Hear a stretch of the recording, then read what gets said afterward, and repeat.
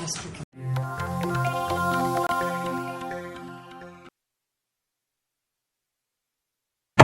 Please rise for the Pledge of Allegiance. I pledge allegiance to the flag of the United States of America and to the republic for which it stands, one nation, under God, indivisible, with liberty and justice for all. Clerk, if you'll please read the prepared statement and call the roll.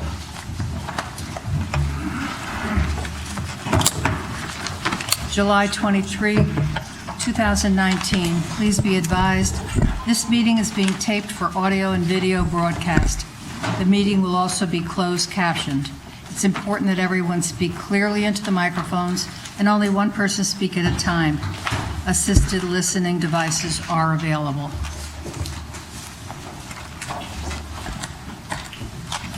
Mr. Burnett. Mr. Corsello. Here. Mr. Hostin. Here. Mr. Sacchinelli. Here. Ms. Smith. Here. Ms. Melendez. Here. Mr. Ioannidis. Here. Mr. Dumas. Ms. Young. Here. Mr. Kites. Here. Ms. Siegelbaum. Here. Mr. Hempstead. Here. Mr. Ioannidis. Here. Mr. Igneri. Here. Mr. Livingston. Here. 13 present. You have it. Next item on the agenda is the acceptance of the minutes of the regular meeting of July 9th, 2019. Do I have a motion? So moved, Mr. Mayor. Moved by Mr. Igneri. Any corrections, deletions, omissions, additions? Ms. Siegelbaum. Yes, Mr. Mayor, on page 6, under the Finance Committee, the second sentence currently reads, "The interest rates are at a record low, and by doing this, the city could save an estimated 6.6% for a total estimated annual savings of $2.75 million." It should read, "The interest rates are at record low, and by doing this, the city could save an estimated 6.6% and achieve $2.1 million present value savings over the course of the next 14 years. Okay. Did you receive that?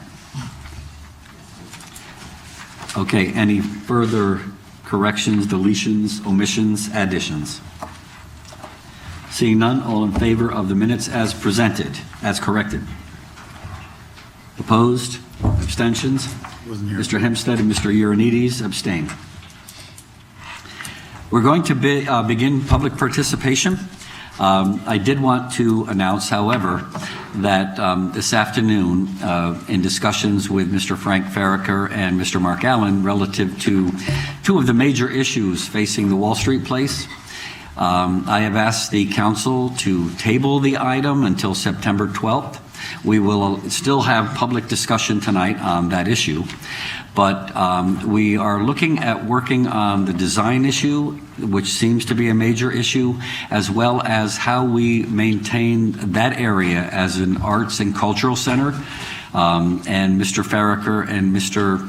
Allen will be the point people working with the city. Other people will be called in to have this discussion. And there are right now at least 4 options that we will be looking at relative to the Arts and Cultural Center. And we also had conversations with Todd and John McClutchy, who are on board with this and who are willing to work with everybody to see if we can't make this project something of which Norwalk and Wall Street can be very, very proud. And I want to thank the council for their ear this afternoon, and I just wanted to let everybody know that that will be how we proceed. So, having said that,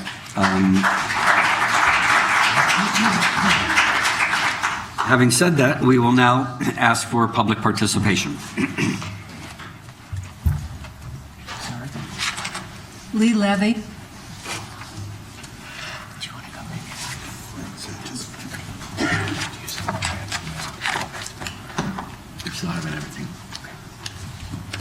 I guess I should ask the question, will you be receiving comments tonight regarding Wall Street?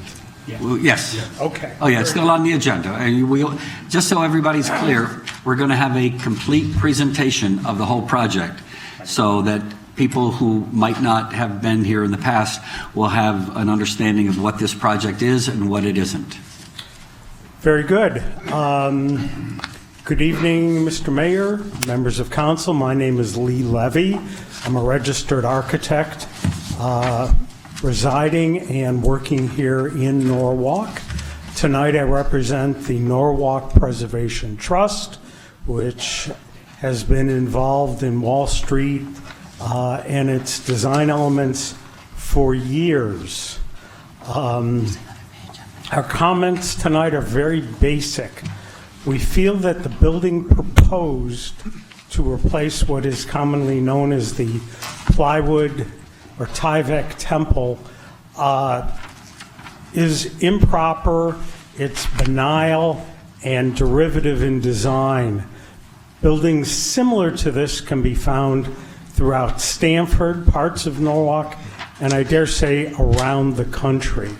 I want you to consider that this will probably be, aside from the mall, the most important building constructed in this decade in Norwalk. When the city was given the opportunity to reconstruct Wall Street after the 1955 flood, the result was a series of one-story, what we refer to as taxpayer buildings. It was thought at the time that these would be temporary, and unfortunately they all have existed for the past 50 years. So we should be very careful in terms of how we look at this new building, how it affects the community, and the historic nature of Wall Street. I have in my possession a design drawing that I will bring forward that was created almost exactly 14 years ago when this project first began.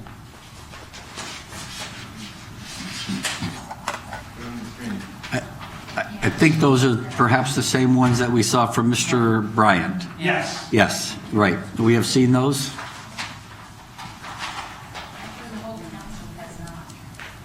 Now, this building is what we would call an imitation Victorian building. We don't feel that it's appropriate. The building that should exist should be a reflection of the influences around it, but not a Victorian replica, something out of Disneyland. We want you to consider the design of this building very carefully as we go about the approval process for the redesign. I'd like to end with a quote, and I think it's an appropriate quote from an appropriate individual. This is from the late architect Caesar Pelli. We should not judge a building by how beautiful it is in isolation, but instead by how much better or worse that particular place has become by its addition. And this will certainly be an important addition to Wall Street. We want you to consider this very carefully. Thank you very much. Thank you, Mr. Levy. Could you announce the 3-minute rule and ask people not to sit on the chairs? Because there are some chairs. For the people sitting in the aisles, there are seats.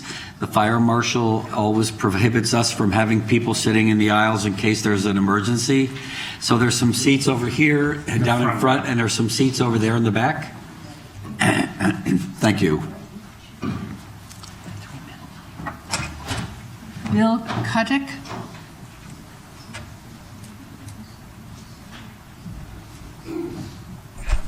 It's Q-tip, like Q-tips in your ears, which I've suffered with since I was 5.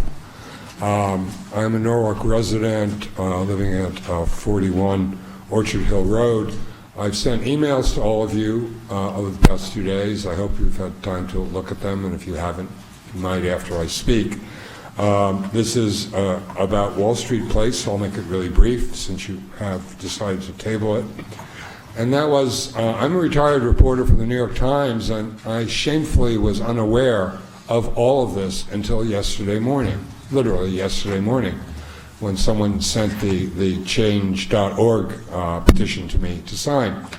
And so I spent all day yesterday calling as many people as I could get on the phone, reading what I could read, and, you know, being a reporter, which I had been for 50 years, retired 5 years ago.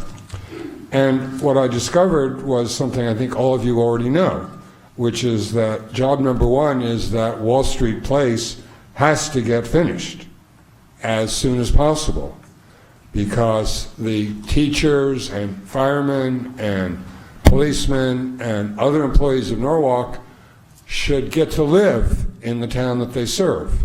And we all know that that's becoming increasingly rare. And so that seems to me to be the minimum. But I did also come to the conclusion that we don't have to tear down the Garden Cinemas to park their cars. That they're...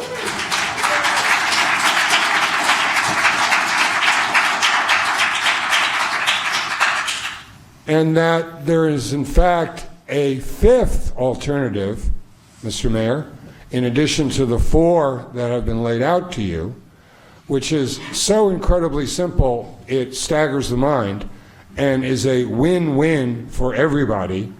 It results in the building getting the parking it needs, which is the major obstacle to going forward, and even gets back its ground floor, which it was going to devote to parking, for valuable commercial rentals.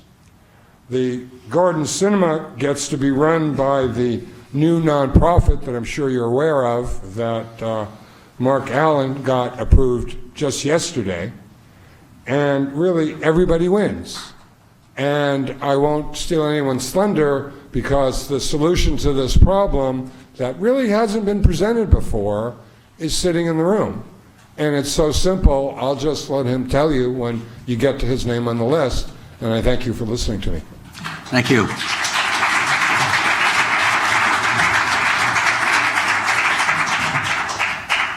Peter Fulham.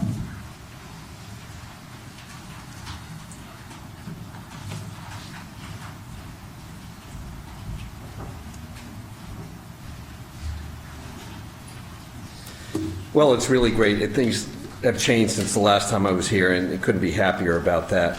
I live at Peter Fulham, live at 46 Harborview Avenue in Norwalk. I've lived in Norwalk all my life. My business, Fulham's, has been selling custom window treatments for 50 years, which is just one block down and across the street from POCO. And, you know, I love downtown Norwalk, and I always thought the revitalization of downtown was going to take place.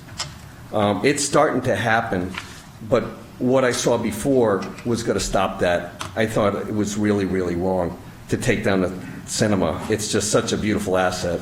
So that seems like things are changing. That really, really is great news. The other thing that I guess is something that I feel strongly about is that it shouldn't be 100% affordable housing.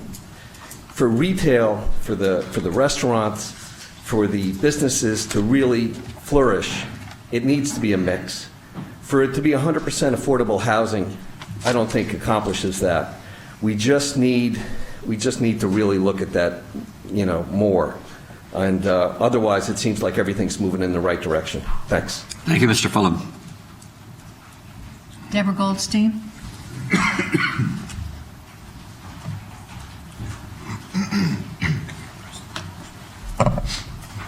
Thank you. Deb Goldstein, Osborne Avenue. The proposal for Wall Street Place, notwithstanding the few things that you talked about possibly changing tonight, still effectively abandons Phase 2 and Phase 3. It does not provide adequate protections against repeating past mistakes, does not solve the one-way dead-end Isaac Street problem, still does not fit the historic character of the area, destroys an irreplaceable neighborhood asset, the Garden Cinema, does not provide public amenities designed to activate the area. It still leaves a blank wall facing the side street. The structure of the deal provides affordable rents that exceed a mortgage payment for modest equivalent home configurations. Does not conform to the new zoning code. Provides ample remuneration to the lender and the redeveloper, but very little in the way of property tax for the city, and is exceedingly unpopular with the public. For these reasons, it's time for you to join the naysayers and say nay. Because sometimes it's right to say that this project needs another yardstick. Sometimes it's right to say that the answer is not always yes. Sometimes it's right to say the project is not acceptable yet. What we don't accept is the answer nay. Nobody asked you. So it's time for you to join the naysayers and say nay to this project until it gets where it's got to go. I'm still waiting on the response to the email you asked me to send you, Mario. Thank you. Thank you. John Romano?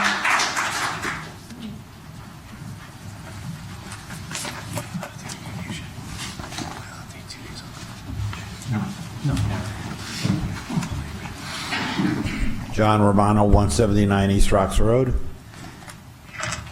I guess, big picture, we're starting to address certain things which should make everybody feel good. The aesthetics, their developer is willing to take input from others and have architecturals done that are going to most likely be a lot more pleasing at the end of the day. I see the arts are being considered.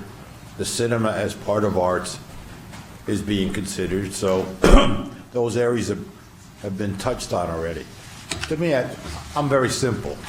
Taxes, that's my issue. City of Norwalk spending $4 million.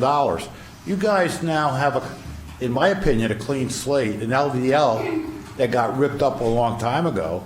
There's certain things within that we could back out of with pride to the betterment of all of us taxpayers. The developer, God bless them, they're doing pretty well otherwise, can maybe give a little. Citibank can maybe give up a little more, and the city can gain a little. So when now that you have another 2-3 weeks to even sit down and reconsider it, and I know that a lot of meetings have been taking place to make this happen, but there's a lot of tax credits flowing around, a lot of money from the banks, there's state possibilities. The developer's going to make a nice, handsome, and I'm a developer myself. I don't begrudge anybody making money, but in this particular time and place, I'm a taxpayer as well, and I always pay my taxes, and I have to adhere to the requirements, like a lot more parking for that many apartments, and concessions are made in that regard. So please reconsider what's going on in terms of the LDL and come up with something that's a lot more appealing to the citizenry of Norwalk, not just the developer or the bank. Thank you. Thank you, Mr. Romano.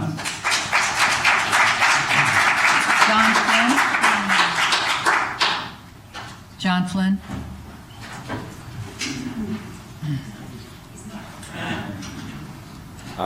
Cut me off for 3 minutes. We're talking about 100% affordable housing units, and which would be run by the Norwalk Housing Authority. And if you're comfortable with Caesar, Donna Latoruno, and Adam Pavilski, and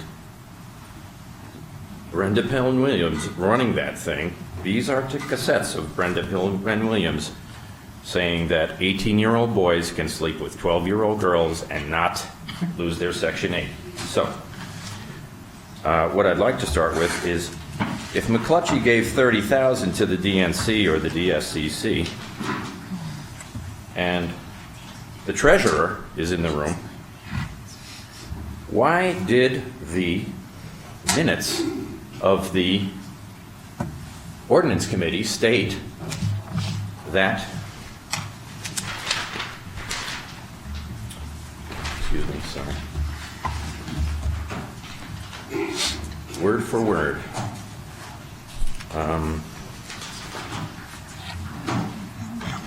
Anyway, the ordinance committee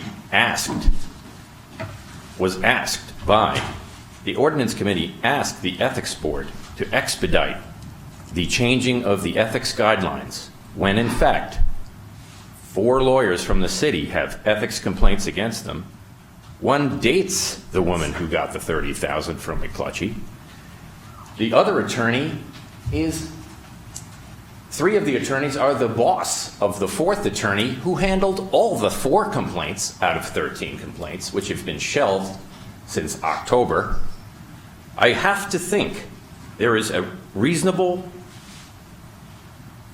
expectation in my mind that someone needs to be resigned over it. I mean, taking money from the developer, promising the job, running it through the federal account. If you read Len Fasano, his 2-day-old letter on the internet about how the federal account's being used by the Democratic National Committee to launder money, it's quite extensive. Mr. Flynn, I'm Mr. getting Flynn, excuse me, you're going way off course. If I you want to talk understand. about It's all about if you want to talk about the funding project, the please project. continue. Okay. I'm saying the management of the contract, of the condo. This is 17 paragraph of the Vesta versus Norwalk Housing Authority lawsuit. It states, the Norwalk Housing Authority covered up regulatory violations at all times relevant hereto the conduct of the defendant, Norwalk Housing Authority, which is going to run POCO. Mr. Defendant public Flynn, policy. Mr. Flynn, excuse me. Yeah.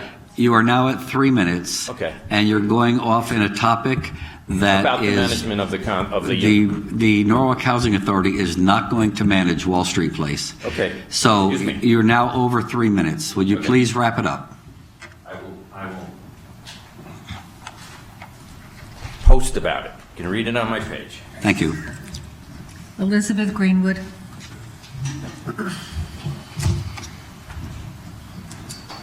Elizabeth Greenwood? Okay.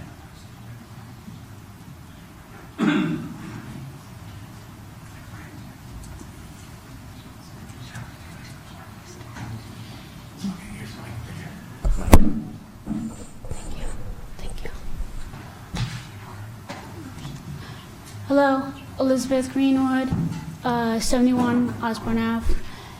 And my questioning is if this development is to be 100% affordable. What I'm not understanding is Washington Village was built where it was in parts affordable, low income, tax credit, Section 8, and then market rate. So if that being the case for Soundview Landing and Day Street, why is that not going to be the case for this complex? That is a questionable thing. And then the other issue that I haven't heard anything about in relation to that this is located not far from the hub, the bus hub. That being said, what is going to be taken in consideration for when the construction is being built and for those that are disabled? What is going to be in place for that? I haven't heard anything in relationship to that consideration, being disabled myself, and I do a considerable amount of walking around in that area. And my concern, being disabled, that it's going to be safety. And I know there's going to be a lot of blocking off and very confusing for the period in time where construction is going to take place. And as in well, the other issue, and I know this is an ordinance, the noise levels that are still taking place with the buildings of the bridge and the mall, that it still happens early in the morning, and people that live in that area, I live directly across from both the bridge and the mall, and that it's very disturbing that they do construction early in the morning. So I really hope that both elements are taken into consideration. Thank you. Thank you. Chris Ward.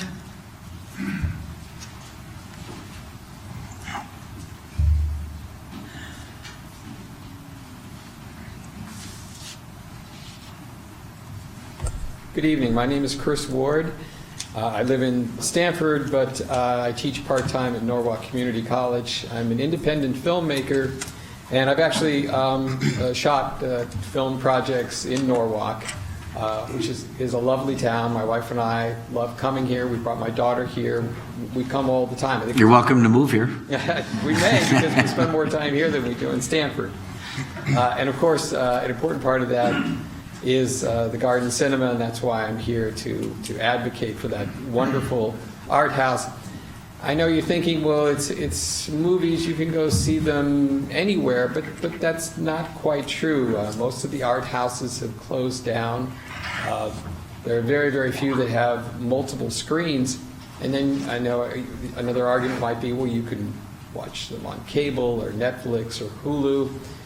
But again, that's not the case. Hollywood produces wonderful films, but they're films that are produced pretty much by the marketing department. It's sort of like eating a candy bar. I mean, it tastes really good, but it's not really good for you. As opposed to independent films, foreign films that can get distribution here, documentaries, art films. These films are more like a gourmet meal. And for decades, my family has been going to the Garden Cinemas. I mean, we've seen so many wonderful films, and they've been enriching. I mean, they're just not a piece of entertainment.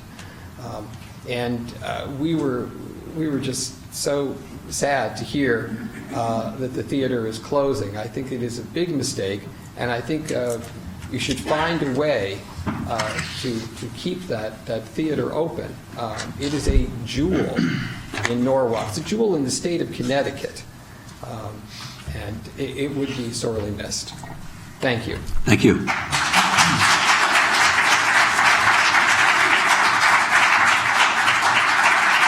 Richard Bonifant.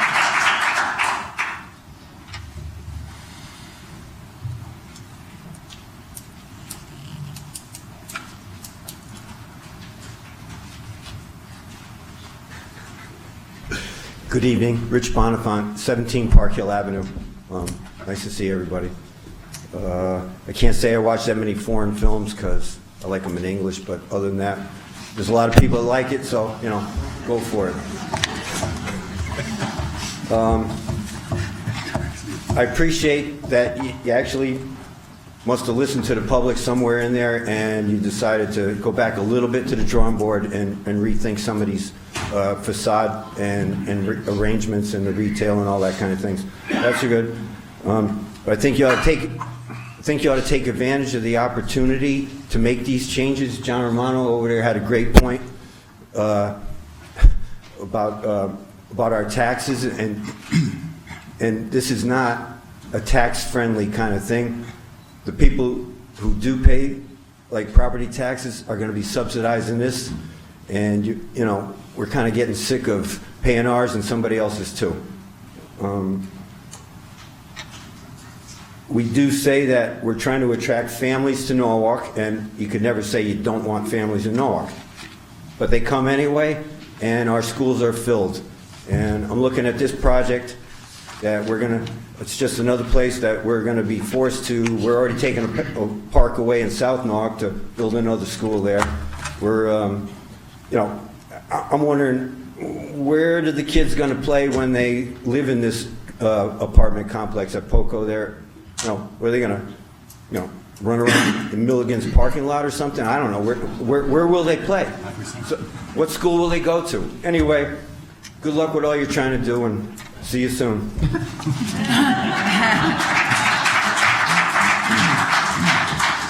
Nancy McGuire.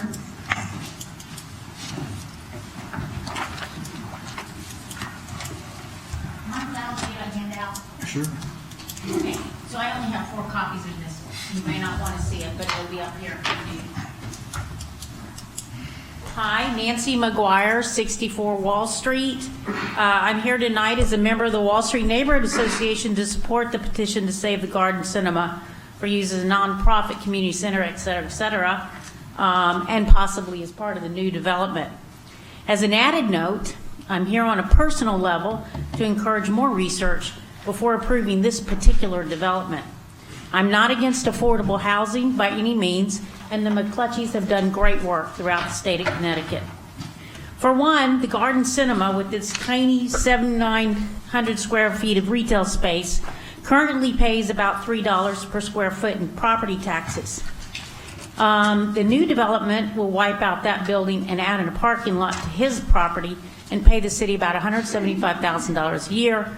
So the loss of including the loss of theater, the city will net about $150,000, which is about 76 cents per square foot in property taxes. A typical homeowner in Rowayton pays $6 to $7 per square foot of building area. A typical 2,000 square foot home that sells for about $500,000 pays $4 to $5 per square foot. The Head of the Harbor, Waypoint, and the Pearl were all developed without tax breaks. They all pay, Waypoint pays about $1.90, Pearl on Washington pays about $2, the Head of the Harbor pays about $4.50 a square foot. So to compare, the new developer will pay to these for next decade or so is just unbelievable difference. In 2000, my husband and I bought the office building at 64 Wall Street with no help from the city or tax breaks. As we began to rebound in 2011, we were thrilled with the new development across the street with about 30% affordable housing component. But when it stalled in 2014, we began to lose tenants again. Many argued, this isn't the greatest neighborhood, you know. Others argued that they wanted to be within walking distance of a train station. The delay in the POCO development has hurt our ability to cover our ever-increasing costs. Any further delay in this project while the developer tries to convince the CHC to approve his costs, his proposed rents, and all the other things that go with it will put further pressure on our ability to make our living on Wall Street, including other business owners. While many residential developers trade improvements that benefit the public, the percentage of affordable housing breaks and a percentage of affordable housing for tax breaks, this 100% affordable project is a total win for the developer, but not for Norwalk taxpayers. Schedule E of the McClutchie proposal, the city, presented at the June 27th council meeting states that the project rents for the units based on the HUD published market rates. So You're a little get this over right. 3 minutes now. Could you start to wrap it up? Thank I'll you. be very quick.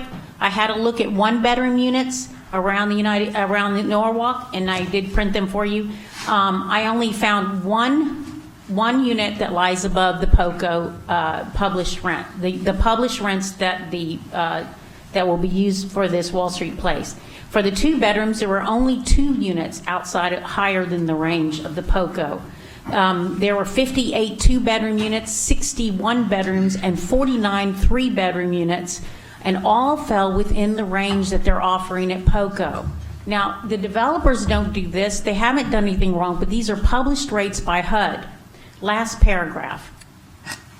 When I value these LCH properties, I'm a commercial real estate appraiser. I always look at market rents. Many times in the last couple years, the HUD rates are higher than the market rent at the property. So I hope that you guys will consider this. And when the market rents are lower than what HUD published, we actually use market rent in valuing the property. You're at But- 4 minutes and 20 seconds. Yep. Okay, that's all. So I just want to say, just consider that when you're looking at this property. These are win-win for developers. They're very lucrative. Just make sure that that you share the wealth and you do good things for Norwalk. Meanwhile, Thank I you. want to thank the McClutchies for having a look at Wall Street, and I wanted to invite you guys to just come down, see us at 64 Wall Street, find out what we're doing in the area. I think you'd be very impressed. Thank you. Mike McGuire.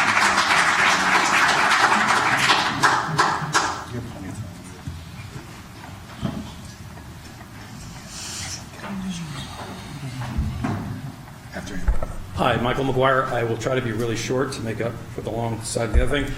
I did want to bring up something that's really interesting that we haven't discussed. It's been touched upon, but we really haven't discussed it. And I hope the McClutchies are listening here because this is the serious issue. The main reason I want to talk about is this project still may not get built, even if we approve this. Even if we change things, it may not get built. And let me tell you why, folks. Because there's some certain hurdles and thresholds that a project needs to meet by CHAFA standards. And CHAFA really is the umpire, if you will, probably a wrong term, but for all the other DOHC, DC, CD funding, excuse me, and so forth. Excuse me. But the problem with this is it's threefold.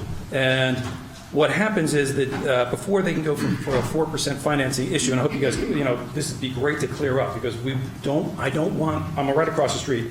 I cannot afford another 5 years of this thing sitting there. So I want to help you guys through this project.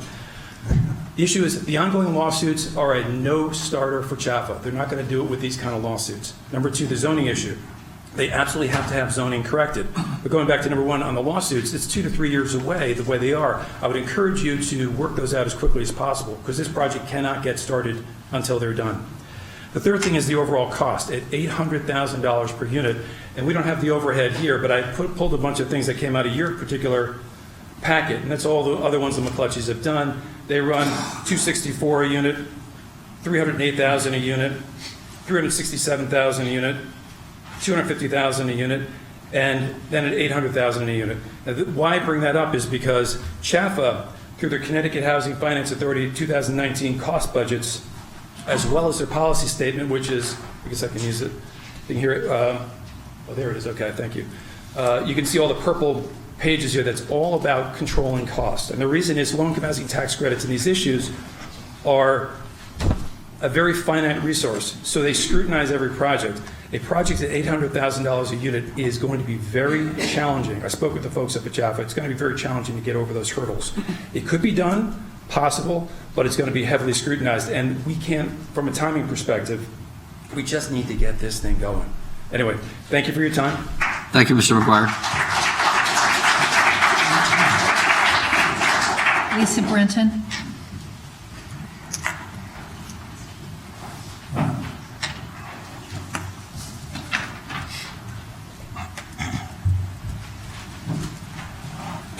Lisa Britton, 24 Highland Avenue. I must say, I'm glad to see you guys are going to table this, at least until September, and at least look over the garden cinema and the aesthetics. But I do hope that you look over the financing and the economics of this deal. As people get up here and speak and try to condense their economic comments into 3 minutes on what is a very complicated financial deal, it just doesn't do it justice. I want to recap on a couple of things I said last week for the council members that weren't here, because my focus is on the downstream costs of a lot of this development. I've been on the record as saying I'm all for development that benefits Norwalk, but not for ones that don't. The terms of this deal, I believe, bail out Citibank and provide a very nice developer fee for the McClutchies. The cost of resuming this construction for this 101 units is $80 million.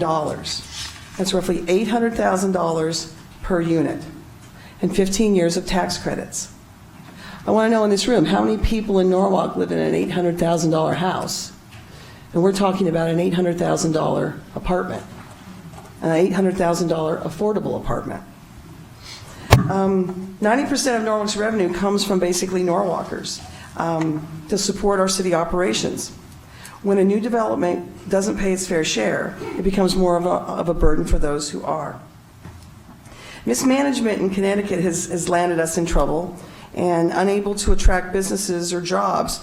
Policy right now in Hartford is to shift to increasing the population density in Fairfield County, in our cities. This policy is lowering our standard of living for the residents here as property taxes go up and the quality of life goes down. Last week I shared some metrics on the impact of density and what it's had on Norwalk. Over the last 6 years, we spent $70 million more in our budget, primarily due to 500 more kids in our schools, but at the same time, they're more disengaged than the state and Stamford. There's nothing for them to do. We don't have a Y. struggle with Sono CC. We have no Boys or Girls Club. I don't know what the kids in this building are going to do.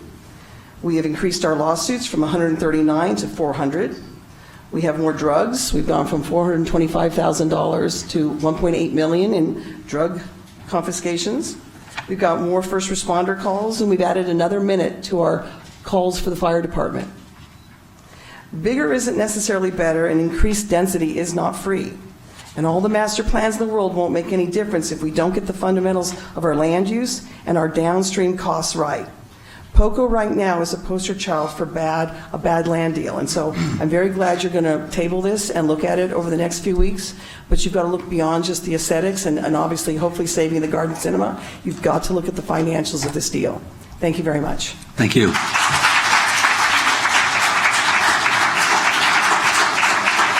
Mike Barbas.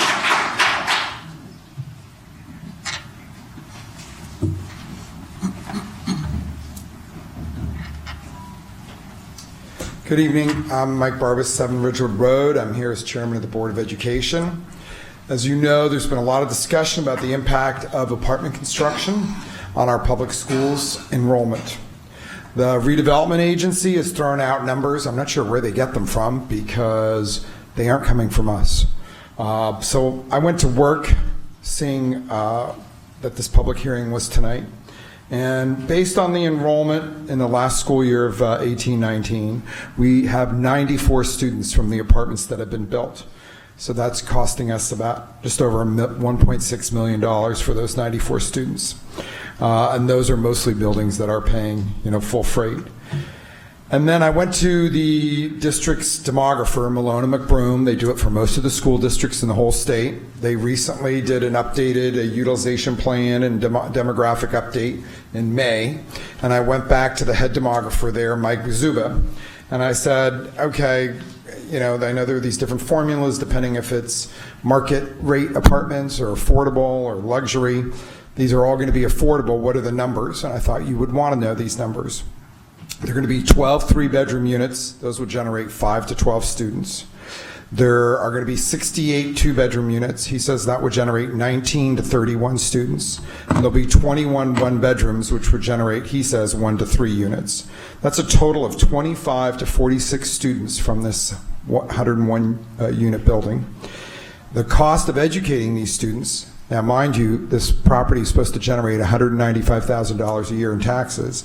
If there are only 25 students, that's $437,000. That means this building is going to cost us money, over $250,000 a year. And if we have 46 kids, it's $805,000. So you might want to keep those numbers into account when you consider approving this project. Thank you. Thank you, Mr. Barbas.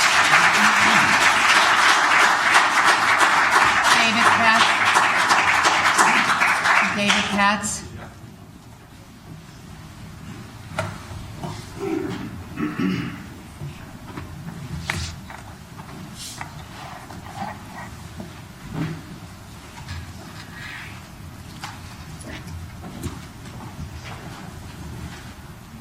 Mayor, before you start the clock, I'd just like to say for anyone on the Common Council and anyone in the audience, if you haven't been to the Garden Cinema yet, I've probably been there a dozen times, and only once was the movie not in English. So please come down. There's great English language movies there as well.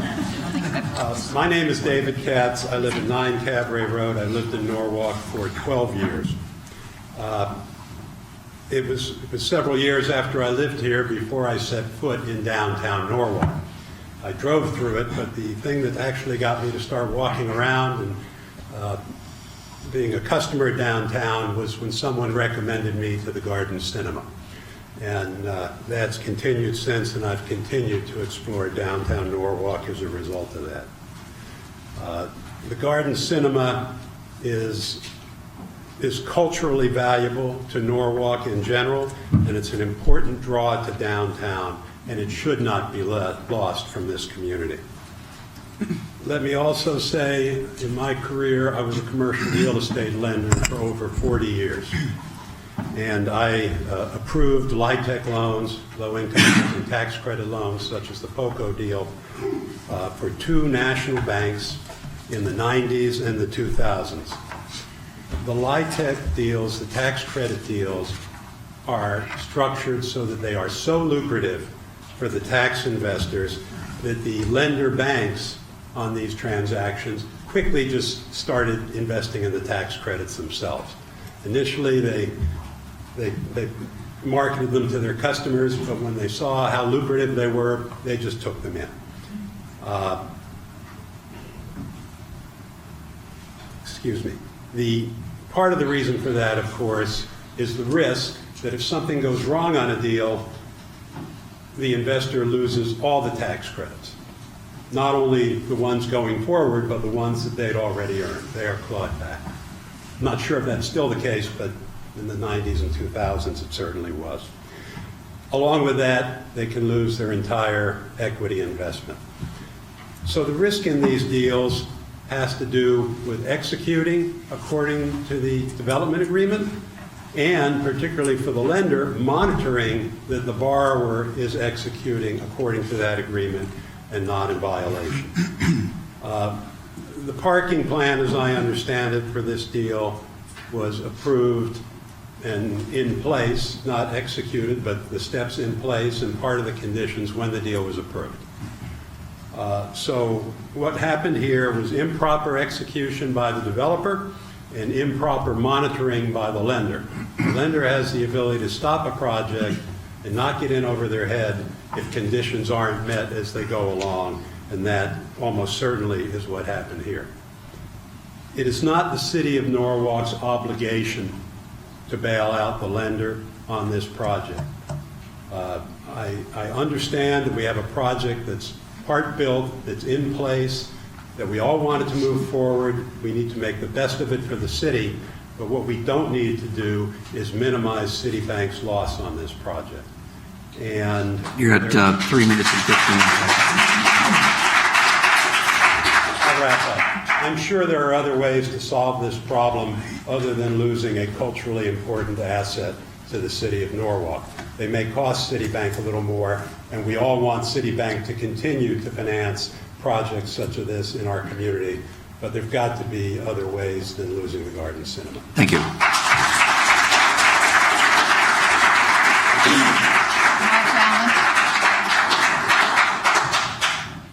Mark Allen.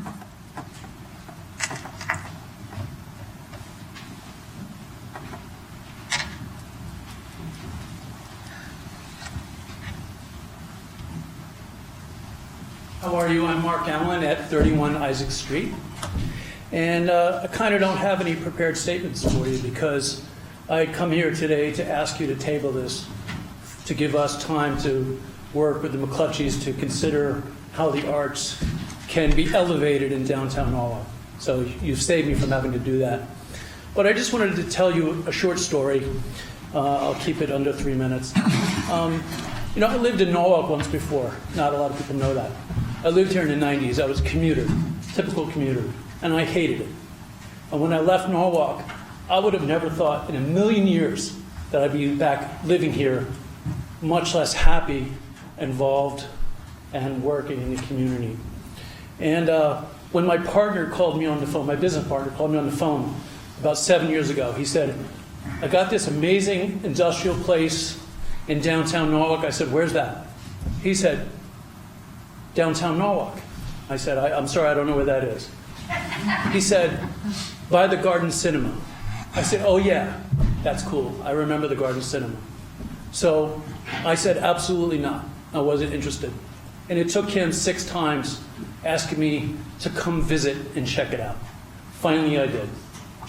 And I can honestly say, if it wasn't for the Garden Cinema, I might not be standing here today because I really wasn't interested. And the Garden Cinema might not be old enough to be a historic, but it is certainly iconic, and it is certainly memorable, and it's certainly important to a lot of people. And I just want to thank the mayor and the city for being open to considering options for how, we can move forward in downtown Norwalk. Whether we're able to save the Garden Cinema or not, the bottom line is that it's an important thing and it's worthy of your consideration, and we appreciate that. And in closing, I just want to thank the 3,000 people who signed a petition in the last 2 days, because it is...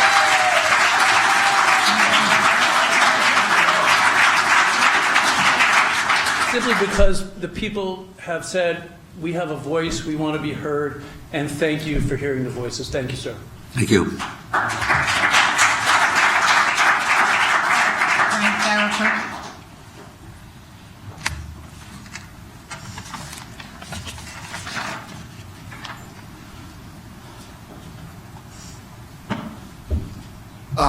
I guess the first thing I want to say is how gratified I am that we have such a representative democracy in Norwalk. The idea that Mark Allen could start a petition to save a valuable resource and that 3,000 people could respond in 24 hours and this body could hear them and decide that it's important that the community look at saving this is very gratifying to me. You know, it doesn't always happen that way. So I thank you, and I thank all of you who are responsible for getting us to this point. We have this great opportunity now to figure out how to make our downtown Norwalk an arts and cultural hub, not just for Norwalk, but for the area. At the Wall Street Theater, we know what it's like when you bring hundreds of people to a show. And the folks from BJ Ryan's call us up all the time and get mad at us because they were jammed and made the most money they ever did. And people come down and they say, as Mark said, I didn't know downtown Norwalk. And then they come down and they regard the buildings and the historic architecture, the fact that the street is on the National Register of Historic Places. We could not do anything better than to take this opportunity, take this break, to figure out how to save not only this cultural icon, but turn this downtown area into the kind of arts center that could make everybody proud. And I really hope that anybody in this room and anybody who acknowledges this can be part of that too, and make sure that your voice is heard about the things that you think will make this project better. Again, I thank all of you for listening and talking to each other and getting us to a point where we can wind up doing some great stuff. So thank you. Thank you. Ursula Catterbone. Ursula?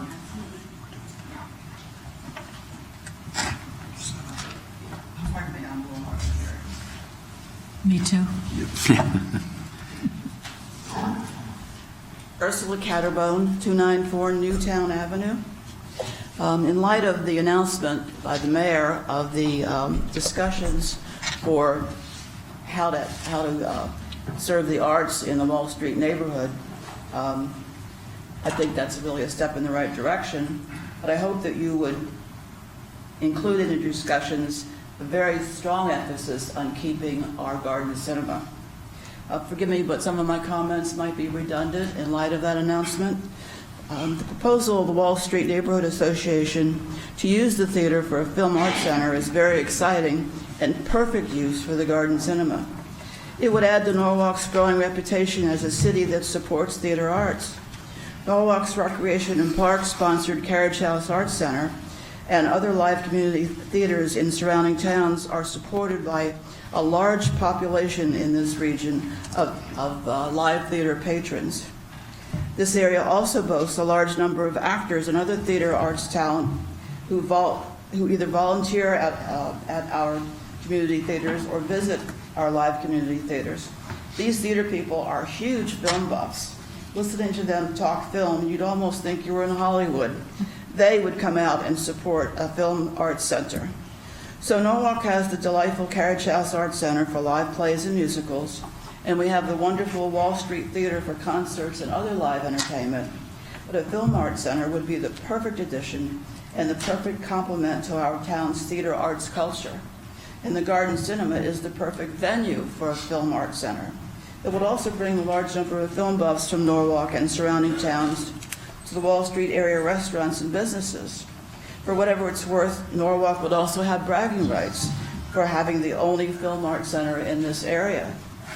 No film buffs are going to plan an evening in the Wall Street area to visit a parking garage.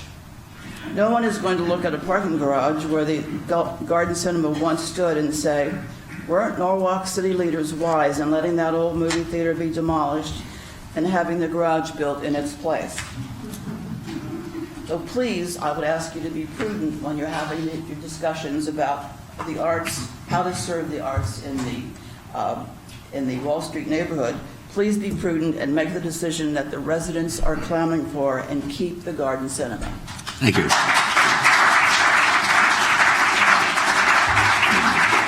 Urban Mulvihill.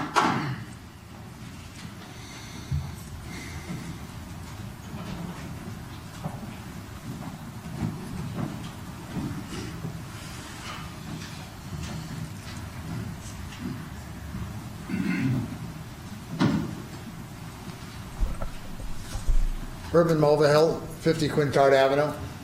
I'm really here tonight to talk about, I don't want to refer to it as history because it wasn't that long ago, but it was when I was the chairman of the Parking Authority in Norwalk, probably 10 years ago now. When they were first starting to talk about Isaac Street, the redevelopment agency came to the Parking Authority and said, we'd like your blessing on giving up the Isaac Street parking lot to developers. I don't know whether the project we're talking about tonight is the only project going on down there, or if we're combining several. It's just because I haven't been following it closely enough. But at the time, the Parking Authority was told that a mechanized parking garage would be built. It would take cars, put them into a shoebox, shuttle them off to some unknown location in the building, and return them when you came back to get your car. And we wondered then, well, when they get all this built, if it doesn't work, or it can't be maintained properly because of lack of money or something like that, what's going to happen? It's all going to fail. There isn't going to be an alternative. So I don't know for sure whether this mechanized parking facility is still part of this. But I just wanted, when I read in the paper that they were talking about tearing down the Garden Cinema to put parking in an area where the city started out by giving away the parking lot, it struck me as ironic that I thought I should say something about how all this started. So maybe we haven't been distracted. We deferred to the redevelopment agency and said, we're very concerned. We think you should bond it or get something in place so that if this doesn't work, a solution can be purchased, so to speak. It would probably involve demolition and other things. But anyway, I just want, while we get sidetracked on really important issues that are interesting, like the Garden Cinema, that we don't lose track of how the parking is going to work down there for everything that's going on. Thank you. Thank you, Mr. Mulvihill. Lisa Henderson.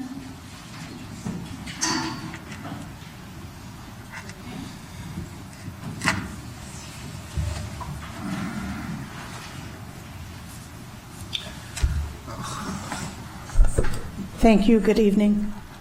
Whether or not I'm Lisa Henderson, Apple Tree Lane, Norwalk.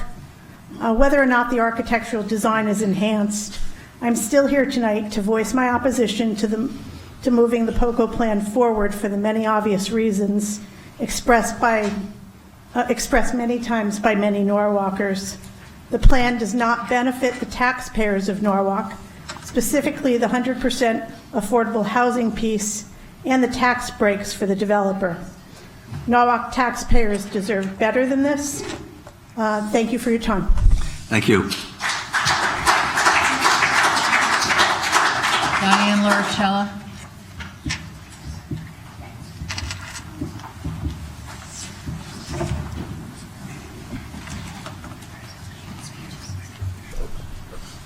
Good evening. I came here tonight to request that you press the pause button, as I often do when I come before you, and so I thank you for tabling this in order to communicate, discuss, and do more research. Shining a light on this is one of the more important projects in Norwalk in our time. More research is needed.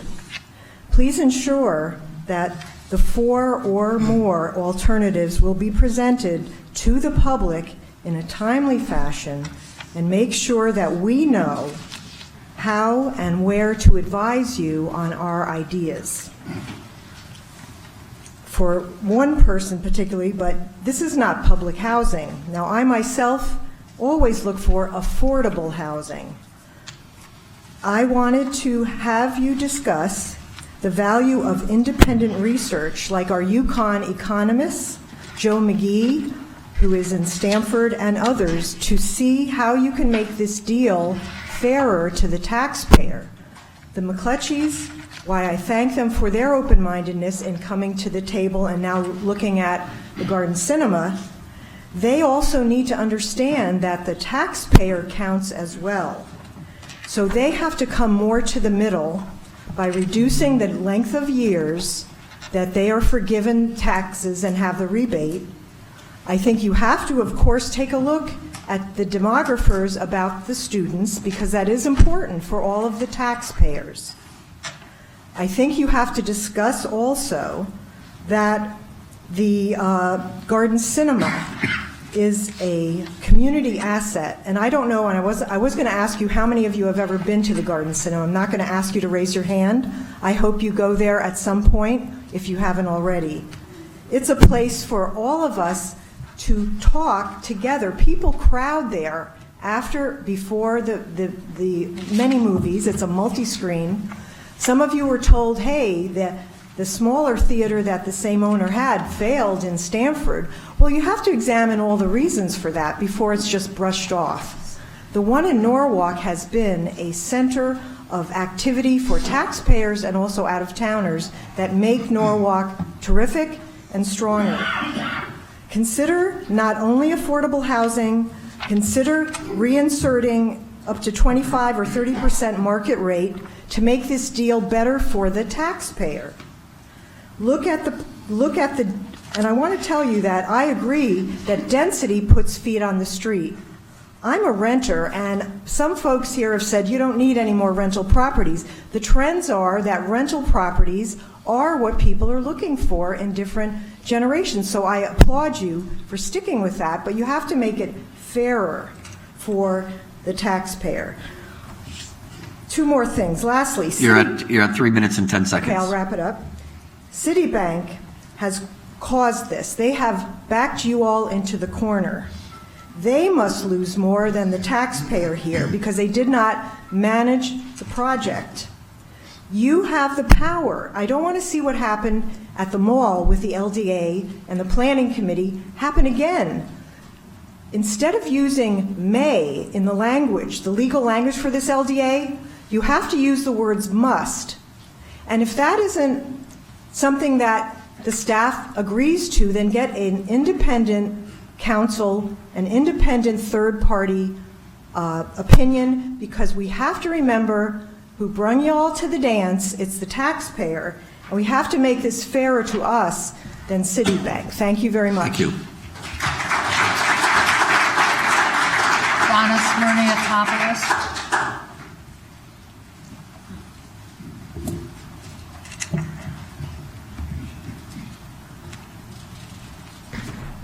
Good evening. Donna Smirniotopoulos, Shorefront Park. I'm sorry to bring everyone's heads down who came here for the Garden Cinema. I love it. I'm not going to talk about it tonight. I want to bring everybody up to date on a little history. On May 18th of 2018, I filed a Freedom of Information request with Mayor Rilling and Corporation Counsel Mario Coppola about Wall Street Place Phase 1, which we all know as POCO. I asked to see emails, faxes, certified mail, etc., related to the identity of the new preferred developer, proposed changes to the LDA, the threshold for affordable housing, in short, anything and everything that might matter to the people. Taxpayers, I said, have a right to know what has become of their money, specifically $5 million in a Department of Economic and Community Development grant, $3.5 million from the Connecticut Department of Public Housing, which I've heard we've lost more than half of that money on the failed vending machine garage scheme. $8.64 million in low-income housing tax credit equity. This was one of the pieces that held everything up in 2015.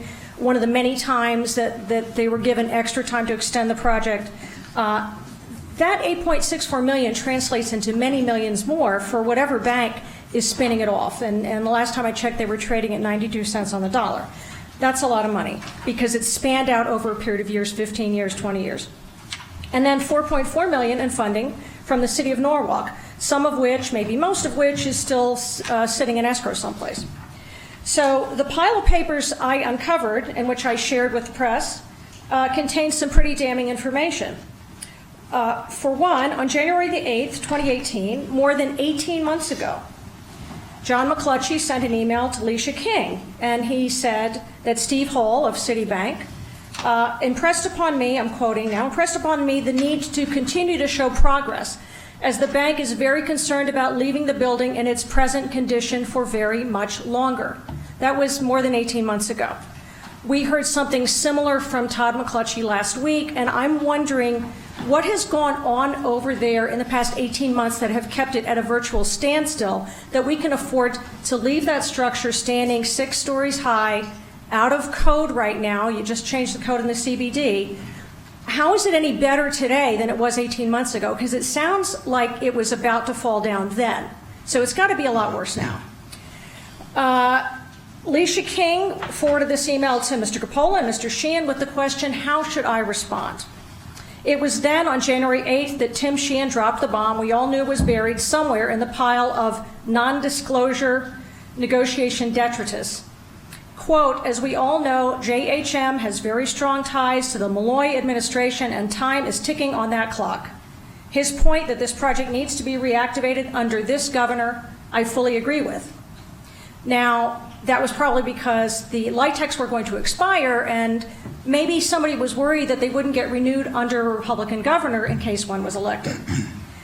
You're at 3 minutes and 10 seconds, please. Thank you. I'm going to wrap it up. I think we all know that this family has donated very generously to the Democratic State Central Committee. Eloisa is currently the treasurer of that committee. I think she should recuse herself when we vote on this. I was not able to find any recent records until I checked the Federal Election Commission filing. There was a donation made of $10,000 on May 19th. I know that the SEEC has tried to get a handle on the appearance of pay-to-play, but I think we need to be very careful about, money is fungible and it moves from one pile to another. And this is a very big development fee here. And there was a complaint filed in 2014 against the Malloy campaign. The SEC negotiated a settlement. The Malloy campaign and the Democratic State Central Committee had to pay $325,000. You're now at 4 minutes and 10 seconds. There was no admission of guilt, but I think it was still pretty damning. And I think we need to be very careful with the way we handle taxpayer money, especially as they're coming in fees to developers who seem to be either gaming the system or being compelled to game the system by our legislature. Thank you. Thank you, Ms. Murniotopoulos. Jason Milligan.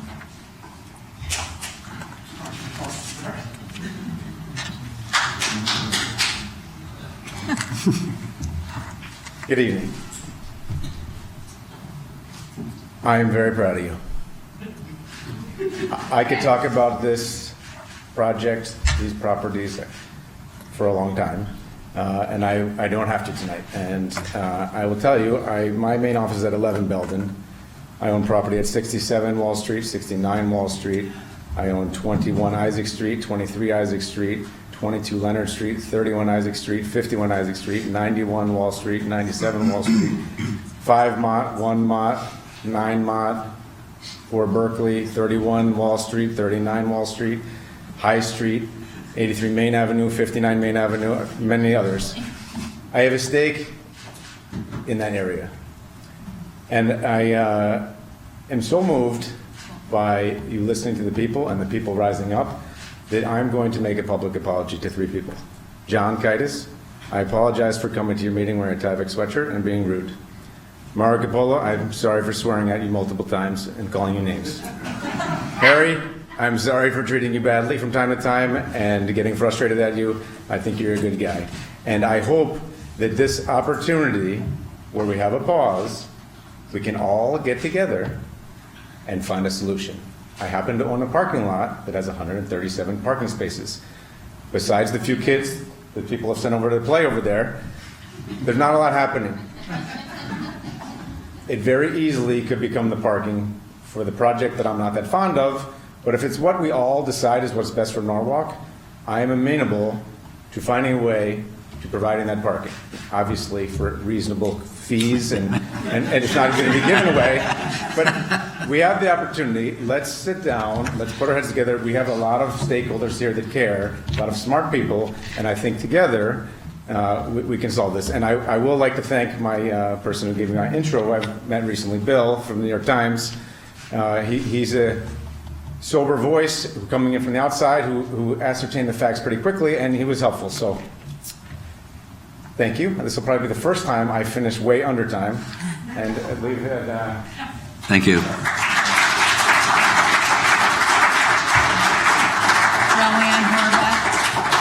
Joanne Horvath.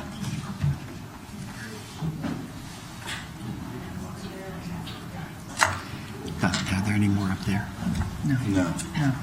John already checked. I'm going to ask you. You're not going to ask. Oh, yeah. I know.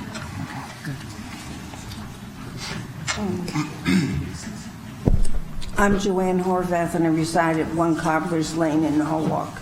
I attended last week's Planning Committee meeting where some Common Council members were present. Tonight, I would like to follow up with my views about amending the LDA concerning the POCO building on Wall Street to the entire Common Council. First of all, I would like to know what happened to the original, absolutely beautiful-looking historical brick building architectural drawing that was initially submitted by POCO Partners that fit in perfectly with the historic Wall Street area. Todd Bryant was kind enough to share with us that illustration, and I think Mr. Levy has a copy of it, and I would like him to show it to the audience who haven't seen it because maybe they didn't attend last week's meeting. So could you hold up that drawing so people can see what possibly I'm talking about? Did the new developers here tonight or any other city body of government change it, and when? This is what this building should look like. My husband, a retired quality assurance manager, has said time and time again, do it right the first time. So I would like to suggest that the present building be demolished and go back and begin at the beginning with an entirely new developer who is willing to make the investment in Norwalk that is right for our downtown, that will serve as a catalyst for the revitalization of the Wall Street area. At last week's meeting, Councilman Doug Hempstead said that if the council approves the LDL, it will have no say in the design of the building, which is very disturbing, in my opinion.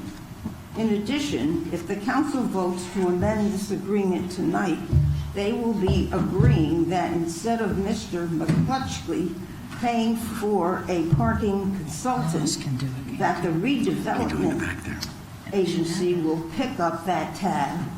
In essence, the taxpayers of Norwalk, which I think is not right.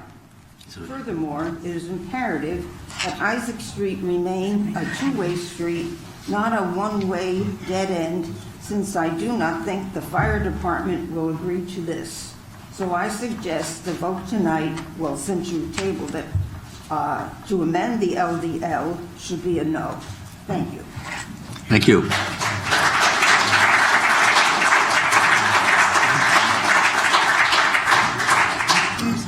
There are no other speakers that have signed to address the council. Is there anybody else that wishes to make comments? There's a woman right there. Okay. Mr. Crossland, and then the young lady sitting next to Mr. Dakowitz. Hi, good evening. Like someone said earlier, most of the people... Please introduce yourself for the record. I thought you did a good enough job. Yes, Mr. Crossland, as the mayor said, for the record, 25 Grand Street, Norwalk, Connecticut. As I was saying, I'll be really short because most of the people here tonight was here at the other night's meeting. So I'll just say as to the POCO project and the cinema, most of the people are articulating that we should have an art vibration in that area, and that another building that's tantamount to a housing project is not going to add to what we are designing in that area. So what we have, I think, before us is two things. One, we have a financially bad situation, and it doesn't add to the spiritual and moral upbringing of that area. So typically, if you have a financially bad situation, but people are feeling that it's needed in that area, then we can go forward. But now we have no one's really desiring that project in that area, and I think financially it's just a terrible plan. And so for those reasons, I think that we should rethink that plan. As people said at the last meeting, once you put a building in place like that, it's lasting for many, many, many decades, and you're stuck with it. So that thing's going to live with us for a long time. So I think if we can turn back now, I think it's just some steel and some Tyvek paper. Maybe we can take that down and start all over before we get to the real deal. And secondly, and I think Jason was trying to say that he'd be willing to offer us the project and the parking lot at a reasonable price. And whenever he says something's reasonable, it's unreasonable. So we're not going to go with that, Jason. Why don't we just kill that parking lot idea and then have a reasonable plan overall, as opposed to just a reasonably priced parking lot? Thank you.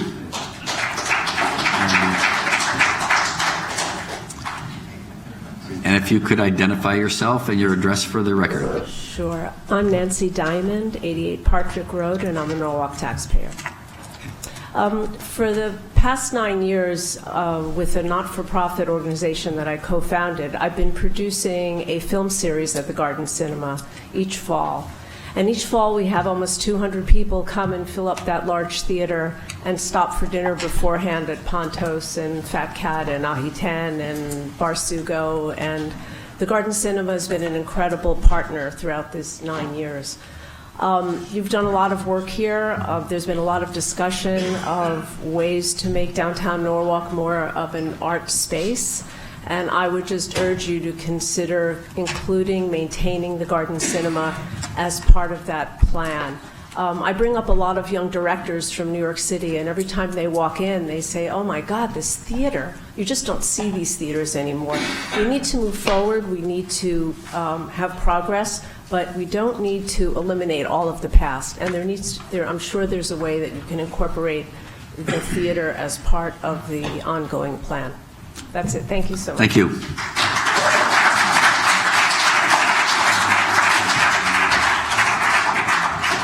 So now there are two others. Anybody else wish to address the council? Yes, sir. Would you come on down and state your name for the record?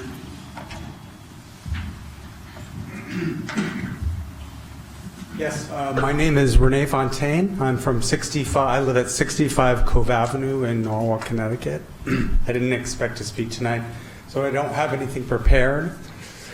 I was born in the Norwalk Hospital. I lived at 6 Hyatt Avenue, and then I moved to Little Fox Lane before I moved to Cove Avenue. I've been here for 58 years. My father used to drop me off in downtown Norwalk to go to the Norwalk cinemas because the Norwalk Theater at the time was closed. Mm-hmm. So I grew up in downtown Norwalk. Excuse me. It died for years. It didn't exist. The first thing that got me going back into downtown Norwalk was Garden Cinemas. It has revitalized the community in downtown Norwalk in ways that nothing else, housing, cannot do, because it brings people from Westport, Darien, Greenwich, New Canaan into our town because it has a vital purpose for the soul of our community. So I encourage you to think very strongly about not letting this institution die. Thank you. Thank you.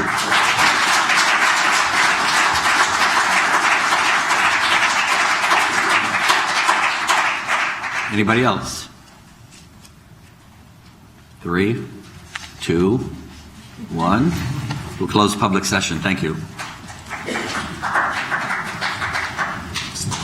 Mr. Mayor, Yes, sir. Mr. Kites. may I call for a 5-minute recess? Mr. Kites wishes a 5-minute recess. All in favor? Aye. Opposed? Abstentions? We'll be back in 5 minutes.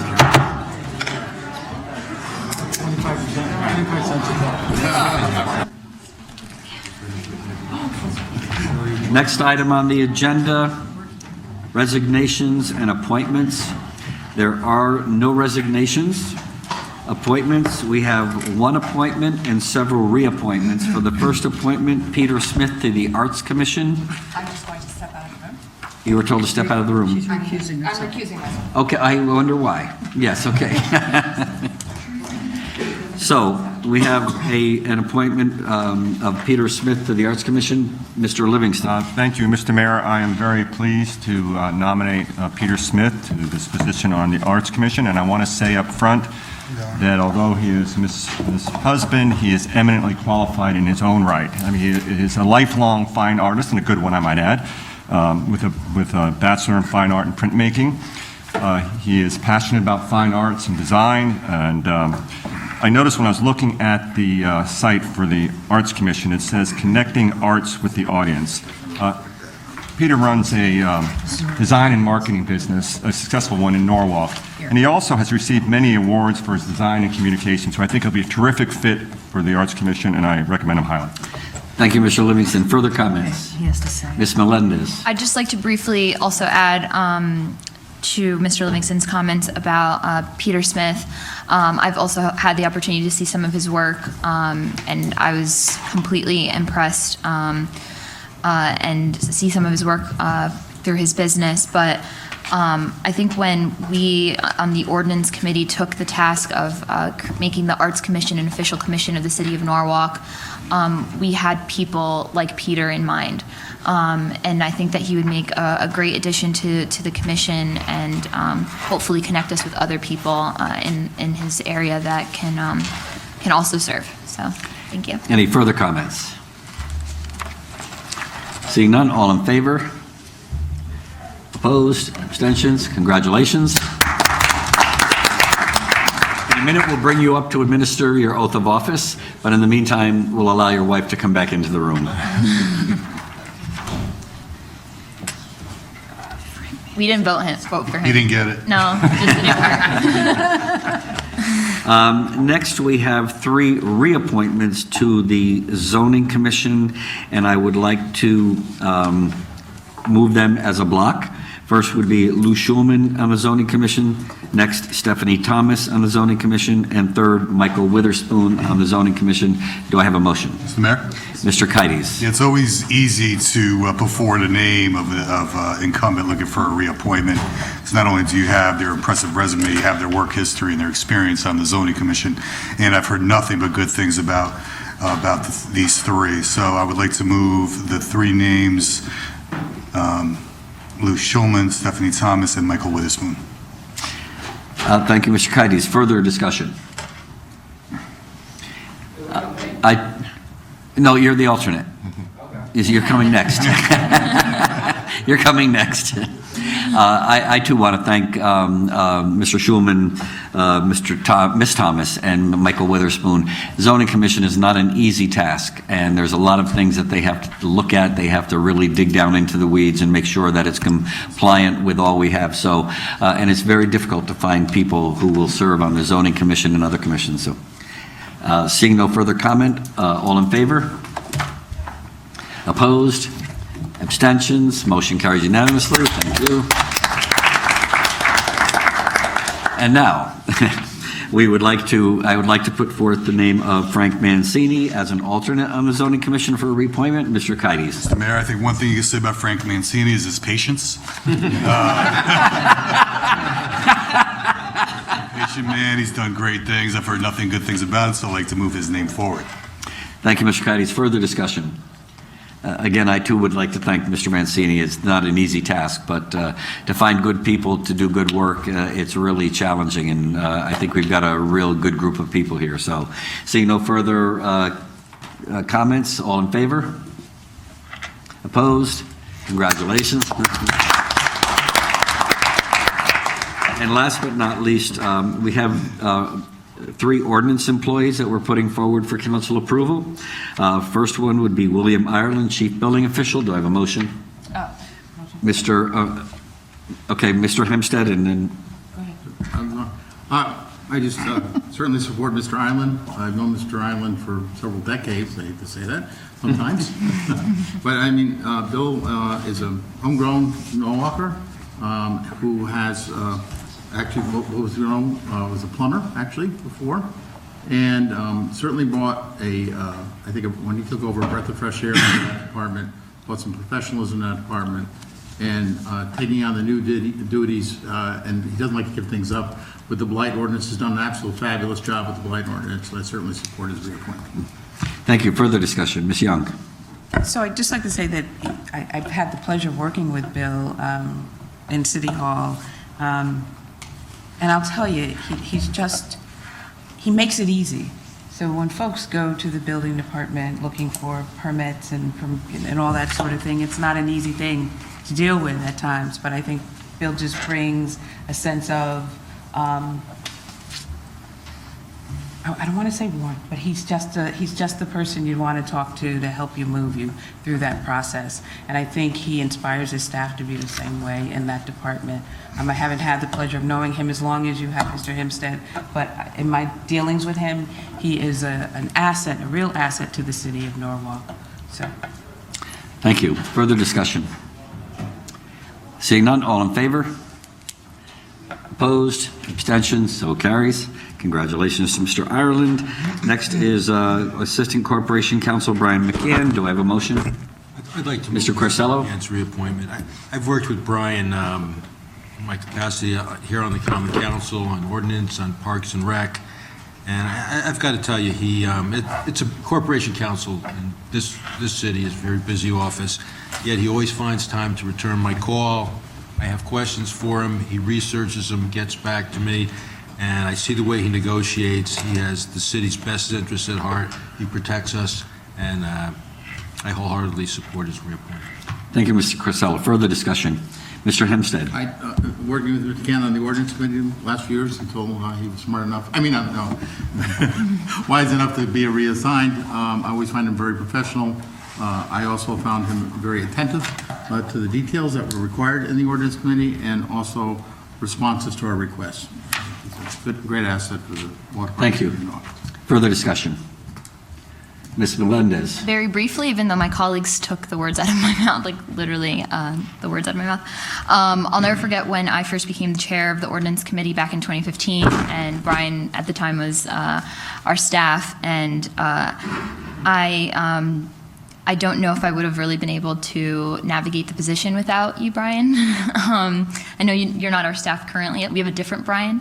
But I can't say how thankful I was to have you help us navigate that. And even to this day, despite you not being our staff on the ordinance committee, there's not a question you don't answer.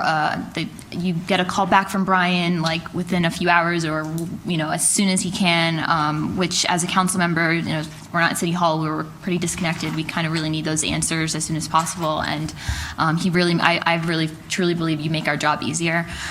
So I'm thankful that he wants to continue to do this, and that we can vote for him tonight. Further discussion? Seeing none, all in favor? Opposed? Abstentions? Congratulations. And the last appointment is for Deanna Diamore, Director of Health. Do I have a motion? Mr. Mayor, I'd like Mr. Sachinelli. So I've had the pleasure to work with Ms. Diamore since she first took on the role of Director of Health. In my experience, she's very hardworking, passionate, and she's truly knowledgeable beyond what I would expect she would have for that role. She's a huge asset to us, and we're grateful to have her, and it's my honor to put her forward for reappointment. Thank you. Further discussion, Mr. Hempstead? Yep. I think these are fine city employees. I still don't believe she's over 21.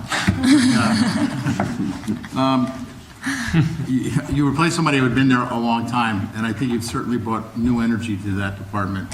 Absolutely. And seeing in Health, Welfare, and Public Safety, which was a committee I'm not usually on, and under the norm over the years, you were very, very responsive. You're responsive to the public and responsive to the members of that. So they're an excellent choice. Thank you. Further discussion? Mr. Ioannidis? I'm on health, welfare, and public safety, and whatever other words you want to tack onto that to make it even longer of a name for a committee. She is great. She helps us all the time. Very, very enthusiastic to get us answers. We've thrown a lot at her in my time on the committee, and she's always stepped up to the plate and given us the information that we need. So thank you very much, and I hope she has everyone else's support. Thank you. Further discussion, Ms. Melendez? Yeah, briefly. Deanna's almost become like an additional staff person to ordinance because we've been looking into so many things that fall under the health department.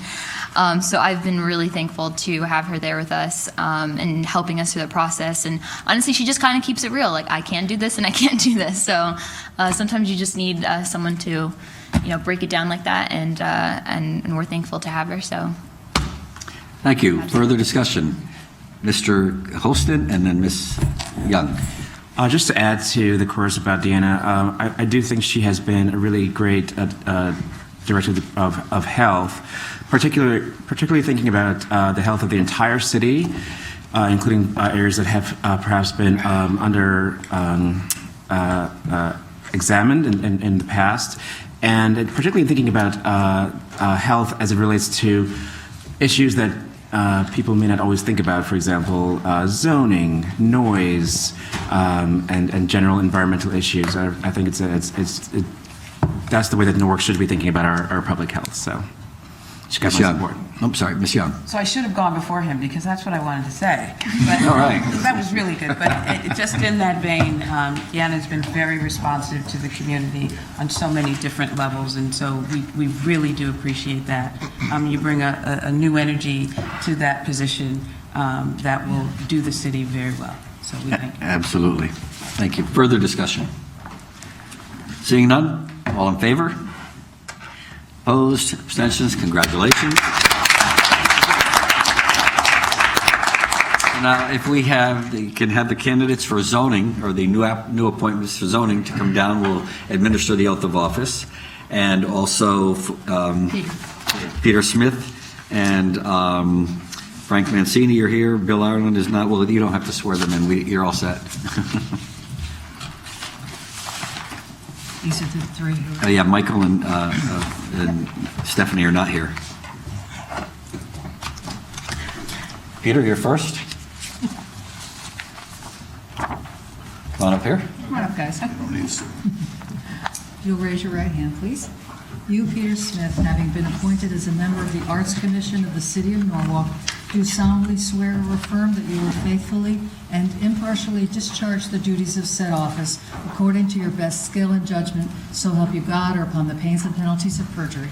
I will. Congratulations. Congratulations. And you'll sign both of them and keep one. Now that's an artist's signature if I ever saw one. Wow. No, that's a doctor's Doctor, pharmacist, somebody. Thanks. Come on forward. Peter, you may want to introduce yourself to Mark Allen there, who is the chairman for the Arts Commission. Yeah. Okay. Okay, great. And now we have Lou and Frank. Come on, we'll do it together. I'll say you and you say your name. Raise your right hand, please. Oh, no, we wanted you to meet Peter, but you've already done that. You're supposed to get into your phone, as we all are. You, having been appointed and reappointed as a member and alternate of the Zoning Commission of the City of Norwalk, do solemnly swear or affirm that you will faithfully and impartially discharge the duties of said office according to your best skill and judgment, so help you God, or upon the pains and penalties of perjury. Congratulations. And sign both and leave me.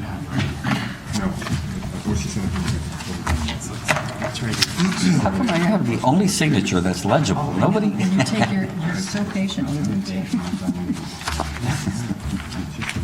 Thank you. You keep one, and thank you.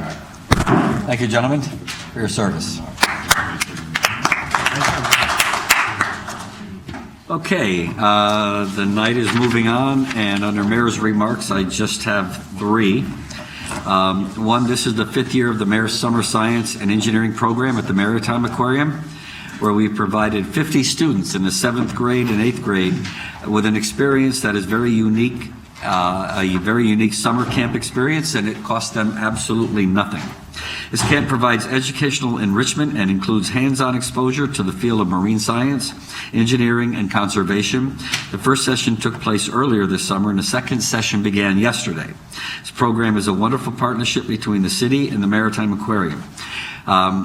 Several people made this happen, and I wanted to first thank Councilmember John Kides for this program. It was your idea to start with, and you've been a champion of it since the beginning. I also like to thank the community who supports this through donations, as well as the Community Benefit Fund from the City of Norwalk. Without this, these young people, these 50 young people, couldn't have these hands-on experience, and every year we get feedback. One lady wrote me an email saying that her son was so excited to go to this camp that he learned so much and had a wonderful time, and I thought perhaps we were going to end up with a marine biologist out of it. So it was really, really a great camp. Next, this Wednesday summer concert series continues at Cap Pasture Beach tomorrow night. At 6:15, we have a Walk With Us program. My wife and I and some of the people from the Bike Walk Task Force walk about 1.5 miles. A couple weeks ago, it was so hot, it was not very pleasant, but we invite the public to walk with us and to take a look of, we walk through Shady Beach, we walk through down by the sand, we walk out on the pier, and then we walk by the Shea McGrath Memorial, and it gives people an opportunity to take a look at the band. If you haven't been to Cap Pasture, talking about, I guess, somewhat the arts, about a year ago, I had several people approach me and say that when they park their car at Cap Pasture, they sometimes have difficulty locating it. And they said to me, why can't we do something like they do at some of the theme parks, where we identify the aisles and they can turn around and say, okay, I parked in this aisle. Well, if you go down to Cap Pasture, we've implemented that. It's really kind of neat. We've named one, I won't name all of them, I can't remember all of them, but one was Lucy Lane, one was Whale Way, Dolphin Drive, and they're all posted so that when people are walking to their car, they take a look and they can identify that, and it's got a nice little picture of a whale and a picture of a dolphin and a picture of Lucy? Of a Lucy, no. Oh, no, it's Lucy Lobster Drive? I don't know, something like that. But it's really kind of neat. So if you take a look at it and you're losing your car, just look where you're parked and you'll find it. And tomorrow night, the concert starts at 7:15, and the band will feature the music of the Piano Man, Billy Joel, which we all enjoy. So come on out and enjoy it. Last but not least, the annual St. Anne's Feast begins this Thursday evening and extends through July 28th. It's always a wonderful event.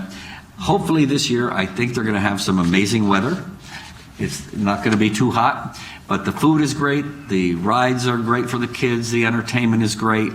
So come on out, support St. Anne's, because they do a lot for the community by giving scholarships to the high school children and by supporting the different charitable organizations within the city. So having said that, that is it for my remarks. Mr. Livingston. Thank you, Mr. Mayor. The first item is on general council business. There being no objection, I'm going to move this item now without going executive session. I understand, Mr. Hempstead, you needed to recuse yourself? Yes. Okay. I'm leaving the chair. All right, so I move the following item. Authorize Mayor Harry W. Rilling to execute a document confirming that the City of Norwalk has consented to a transfer of ownership of the entity which owns the new mall at 100-101 North Water Street or Brookfield Property REIT, Inc., successor in interest to General Growth Properties, will transfer 100% of the indirect ownership interest in the property owner to a newly formed Delaware limited liability company. in with a new private investment fund that will be managed by Brookfield. The city's consent is required pursuant to Amendment Number 4, Section 11 of the Land Disposition Agreement by and between the City of Norwalk, the Redevelopment Agency, and General Growth Properties. I'll move it. Thank you. Call for a vote now. All in favor? Opposed? Abstentions? Passes unanimously. Thank you.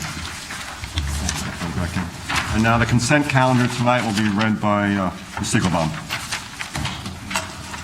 Okay, starting with items 7A1, accept and approve, this is the Finance Committee, accept and approve the report of the Claims Committee dated June 13th, 2019.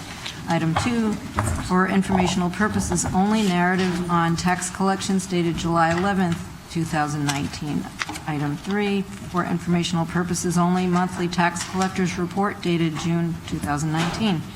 Item 4, authorize Mayor Harry W. Rilling to execute an agreement with Thomson Reuters Westlaw for subscription services related to legal research for a sum not to exceed $88,680.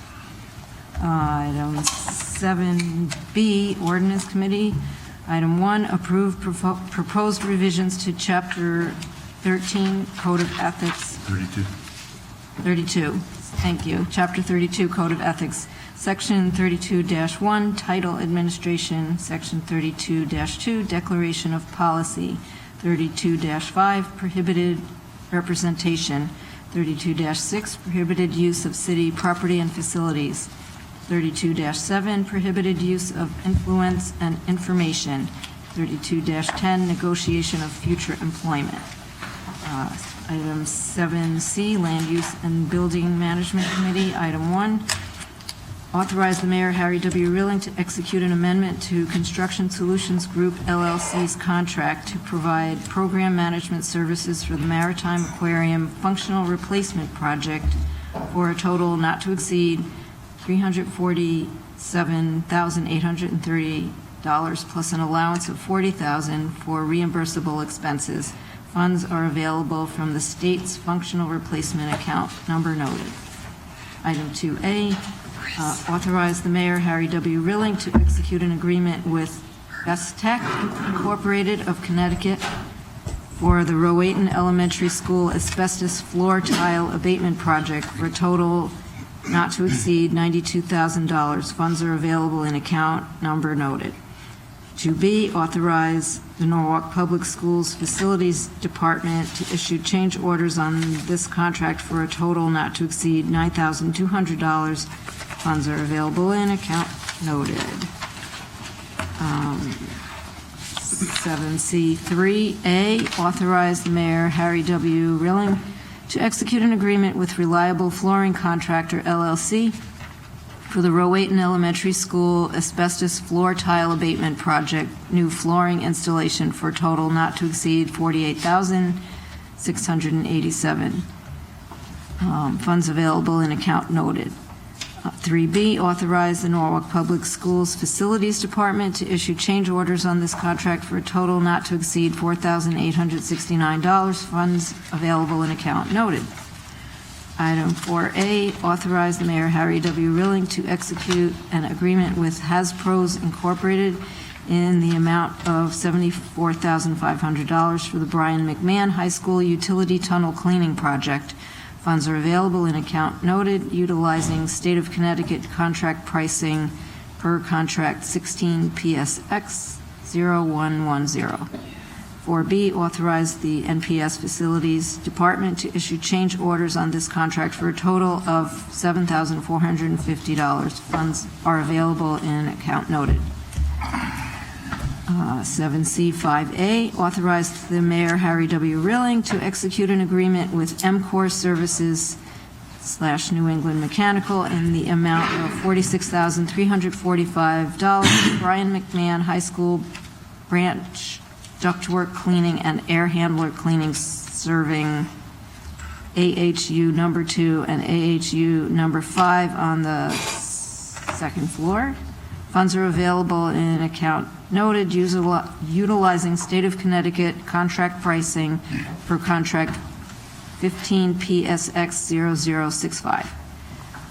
5B, authorize NPS Facilities Department to issue change orders on this contract for a total of $4,635. Funds are available in account noted, and that is the consent calendar. All right, thank you. Unless there are any objections, I'll now call for a vote on the consent calendar as read. All in favor? Opposed? Abstentions? No, passed unanimously. Thank you. Back to you, Mr. Mayor. Thank you. Item 7D1, Mr. Kites. Okay, I'll read that item, Mr. Mayor, and then speak to it. Bless you. Item D1, approval for Mayor Harry W. Rilling to execute the proposed amendments to the land disposition, and development agreement by the City of Norwalk, the redevelopment agency, and of the City of Norwalk and POCO IWSR Developers LLC dated November 14, 2007, as amended, and proposed amendment to the Loan Recognition Agreement, LRA, between POCO IWSR Developers LLC, the City of Norwalk, the redevelopment agency of the City of Norwalk Citibank, dated November 14, 2007, as amended, which amendments to the LDA and LRA are necessary to allow for the proposed development by Municipal Holdings LLC to complete the Phase 1 construction of the Wall Street project. Mr. Mayor, if I may, I felt important that the entire council be able to have the same information, the data and the facts as the planning committee has over the last couple meetings, and not only the council, but also those folks watching at home and the audience. But unfortunately, once again, everyone has left. But I still feel important that the full council and those watching at home can go through this. And if I may, the order on which this presentation will be is first we're going to be presented by redevelopment and the committee staff, a presentation followed by the proposed developer JHM will present the plan, followed by the city's legal representative Shipman and Goodman will describe the details of the LRA and LDA and the amendments, what we are being asked to vote on. And then last but not least, I believe our corporation counsel will just explain the process if and when this moves forward. So I believe Tammy will, there you are, you just blended right in, will first kick this off. Thank you, Mr. Kites. Ms. Strauss, the floor is yours. Good evening. The Wall Street Place Phase 1 proposal before you tonight was submitted to the City of Norwalk and the Redevelopment Agency on June 13, 2019 by Municipal Holdings LLC, an affiliate of Citibank, and recommended redeveloper, the JHM Financial Group LLC. The council is being asked to approve the proposed amendments to the LDA, the Land Disposition Agreement, and Loan Recognition Agreement, the LRA. The public parties have been in negotiations with Citibank and JHM regarding the Phase 1 proposal since Municipal Holdings LLC acquired title to the property in July 2017. These negotiations included a formal mediation process. The terms set forth in the Phase 1 proposal were negotiated by the public parties and has resulted in what is being presented to you tonight. The Planning Committee conducted a special meeting on July 2nd, 2019, where there was public comment and JHM presented the Phase 1 proposal and answered questions of the committee. The Planning Committee also conducted a public hearing regarding the Phase 1 proposal on July 18, 2019. On that date, the Planning Committee approved advancing the Phase 1 proposal, including the proposed amendments to the LDA and LRA, to the Common Council for its approval. There's a little background on the timeline. I'm now going to talk about the project. Wall Street West Avenue has seen some development and infrastructure improvements over the last 10 years, yet still does not exhibit the signs of a healthy urban environment. Despite the addition of apartments and the presence of major employers in the area, there is still a lack of appropriate urban fabric and amenities to support a thriving urban environment. Population density is lowest in the city after Silvermine. Highly visible sites are not built out to their highest and best use, and there are significant commercial and ground floor vacancies. JHM's proposed Wall Street Place development helps to realize the vision of the Wall Street West Avenue redevelopment plan, which was approved in March 2019, to create, quote, a healthy and vibrant urban core neighborhood with a strong economy driven by innovation and collaboration that is accessible, authentic, lively, and affordable for residents and businesses. The plan's recommended actions for achieving this vision include the build-out of opportunity sites and adherence to design guidelines in order to preserve the historic character of the neighborhood. This project is located within the Wall Street West Avenue, Leonard and Commerce Street, Opportunity Site Number 3, in the Wall Street West Avenue redevelopment plan. This site, among others, was selected as an opportunity site due to its build-out potential, prominent location, and ability to serve as a catalyst for broader community development. The Wall West redevelopment plan states that the neighborhood will benefit. I'm going to talk about accessibility. The Wall Street West Avenue redevelopment plan states that the neighborhood will benefit from parking amenities that are easy to find and use. The proposed project is constructing 201 parking spaces, 130 as required by zoning, at least 50 available to the public, plus an additional 29 spaces for improved access to neighborhood businesses. A fee in lieu paid to the city for up to 50 public parking spaces at $22,000 each could potentially put $1.1 million in the city's general fund. Authenticity. The Wall Street West Avenue neighborhood is a dynamic urban neighborhood with a thriving arts community, important cultural resources, and a strong local business community.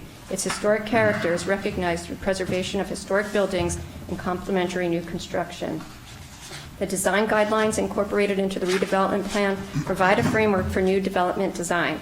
The design review process for the Wall Street Place proposal will be a coordinated effort with planning and zoning and redevelopment to ensure that the ultimate design of Wall Street Place will adhere to zoning, the CBD zoning, and redevelopment plan guidelines that draw on the neighborhood's historic character.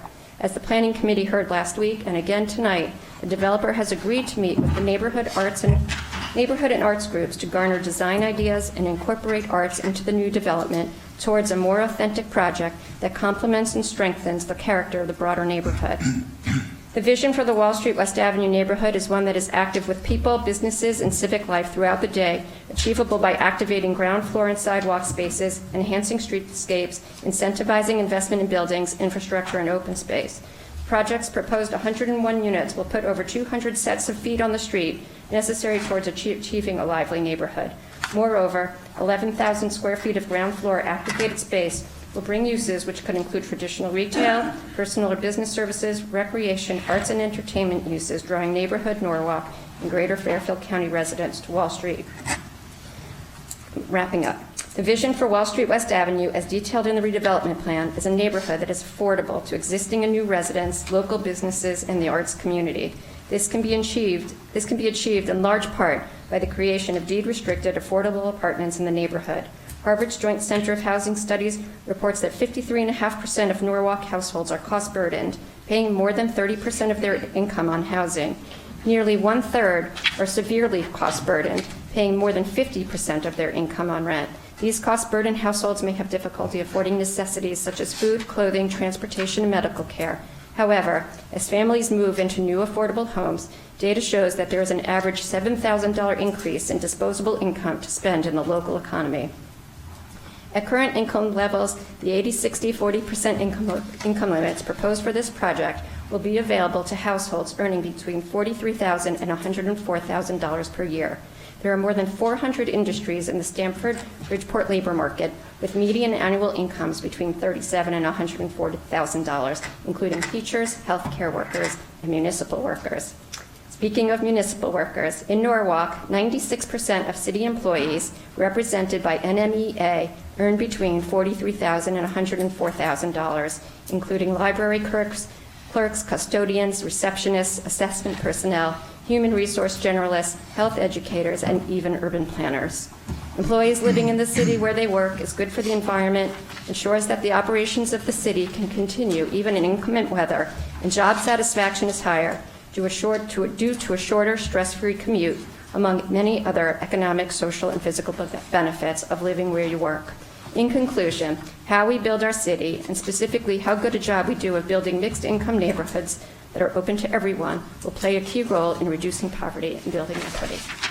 I will turn it over to McCletchie and their attorney to present the proposal.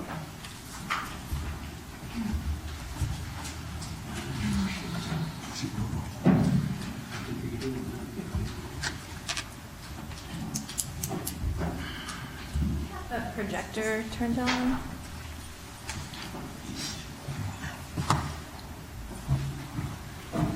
asked for the projector.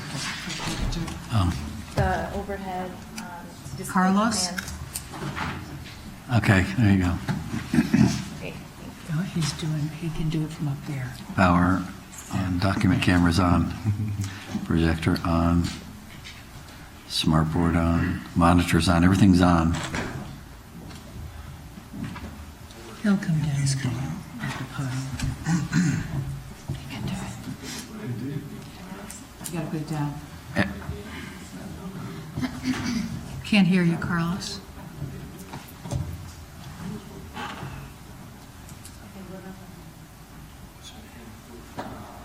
We had it before. Why doesn't he just do it? Oh, you're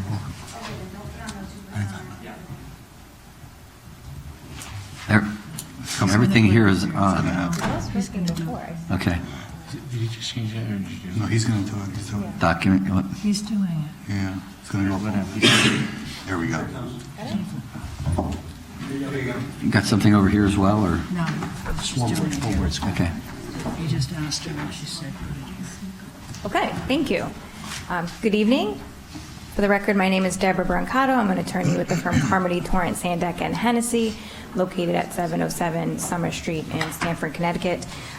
Joined tonight by, we represent JHM Financial Group, and I'm joined this evening with the McClutchies, Todd and John McClutchie, principals of the hopeful successor redeveloper for the Wall Street Place project. JHM has been selected by the property owner, Municipal Holdings LLC, which, as Ms. Strauss mentioned, is an affiliate of Citibank, as the hopeful successor redeveloper. While our firm does not represent Citibank, Citibank did, or Municipal Holdings rather, did provide a letter, which we believe has been circulated to council members, in which it states its position that it is fully supportive of the proposal that is being put forth by JHM and designating JHM as the redeveloper. I'm sure you're all familiar with the lengthy history of this site. Municipal Holdings acquired title to the subject properties at 61 Wall Street in July of 2017 via a deed in lieu of foreclosure. And since that time, JHM and Citibank have been working closely with the city and redevelopment agency to create a plan to move forward and finish the partially constructed building that's currently located at the site. There have been various hurdles and complicating factors along the way, one of which is the fact that the ownership of other parcels in the Wall Street redevelopment area that were originally slated for subsequent phases of development went in a different direction of ownership. And another factor being that it was subsequently determined that the automated parking garage concept from the initial proposal, it became apparent that that would not be feasible. So that has presented some challenges, and JHM has been working diligently to come up with a solution to this puzzle. JHM has put significant thought and detail into finding a solution here, and after substantial review and analysis has put forth a plan to move forward. And as Ms. Strauss summarized what we've done to date, we had our initial presentation to the Planning Committee of the Common Council on July 2nd. Planning Committee advanced to the public hearing on July 18th, last Thursday. And on that evening, counsel for the agency also walked through what are the current draft proposals for the LDA and LRA amendments, which we have been working closely with Corporation Counsel and RDA Counsel on. And I do believe this evening, agency counsel will, for the benefit of the full Common Council, walk you through the current drafts and what the proposed changes are as of today. So tonight, for the benefit of the full council, we would essentially like to recap and discuss some of the key topics that we presented initially to the Planning Committee. Namely, first, we'd like to give you some more background on JHM as a developer. It's a company that has extensive experience in this area and with this type of development. So we think it would be beneficial for John and Todd to walk you through some of the profiles of previous projects that this company has worked on in the community, in nearby communities. And I'll note that at the Planning Committee, JHM did offer to all Common Council members, anyone who would be interested, tours of local projects that JHM has completed. So that offer certainly stands for members of the full council. After talking about giving you a better sense of JHM as the successor redeveloper, Todd and John will walk you through the proposed plan. And Tammy did summarize the proposal that's on the table.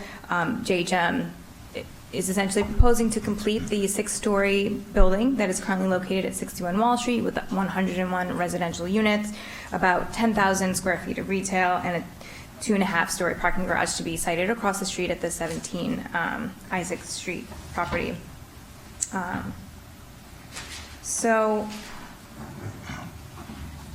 As was mentioned by the mayor during the public participation section of tonight's meeting, there have been various public comments about the design elements and the arts and cultural aspects of the project.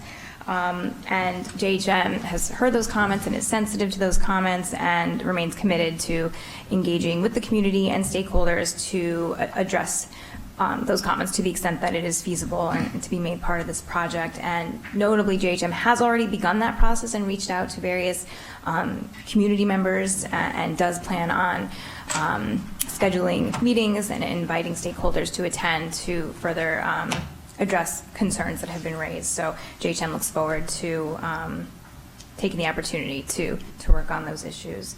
And I'll also note that, as we mentioned to the Planning Committee, that the review by the Common Council of this proposal is really the beginning of a lengthier process, and if it is approved, as may be amended as we go through this process, once we submit to zoning for approval, it will undergo a significant and detailed review process, design review process with the Zoning Commission and with the redevelopment agency. So the project will be subject to a lot of scrutiny, and the final design will be further refined to be in compliance with design guidelines, and it will take a form that the city will have to bless and find as exciting as we do. So after walking you through the plans, the last topic we want to cover is to give you, the full council a broad summary of the financing and affordability aspects of the project, because that has been a topic that has been raised as well. So that's the basic agenda. I'll now turn it over to John to just start by giving you an overview of JHM.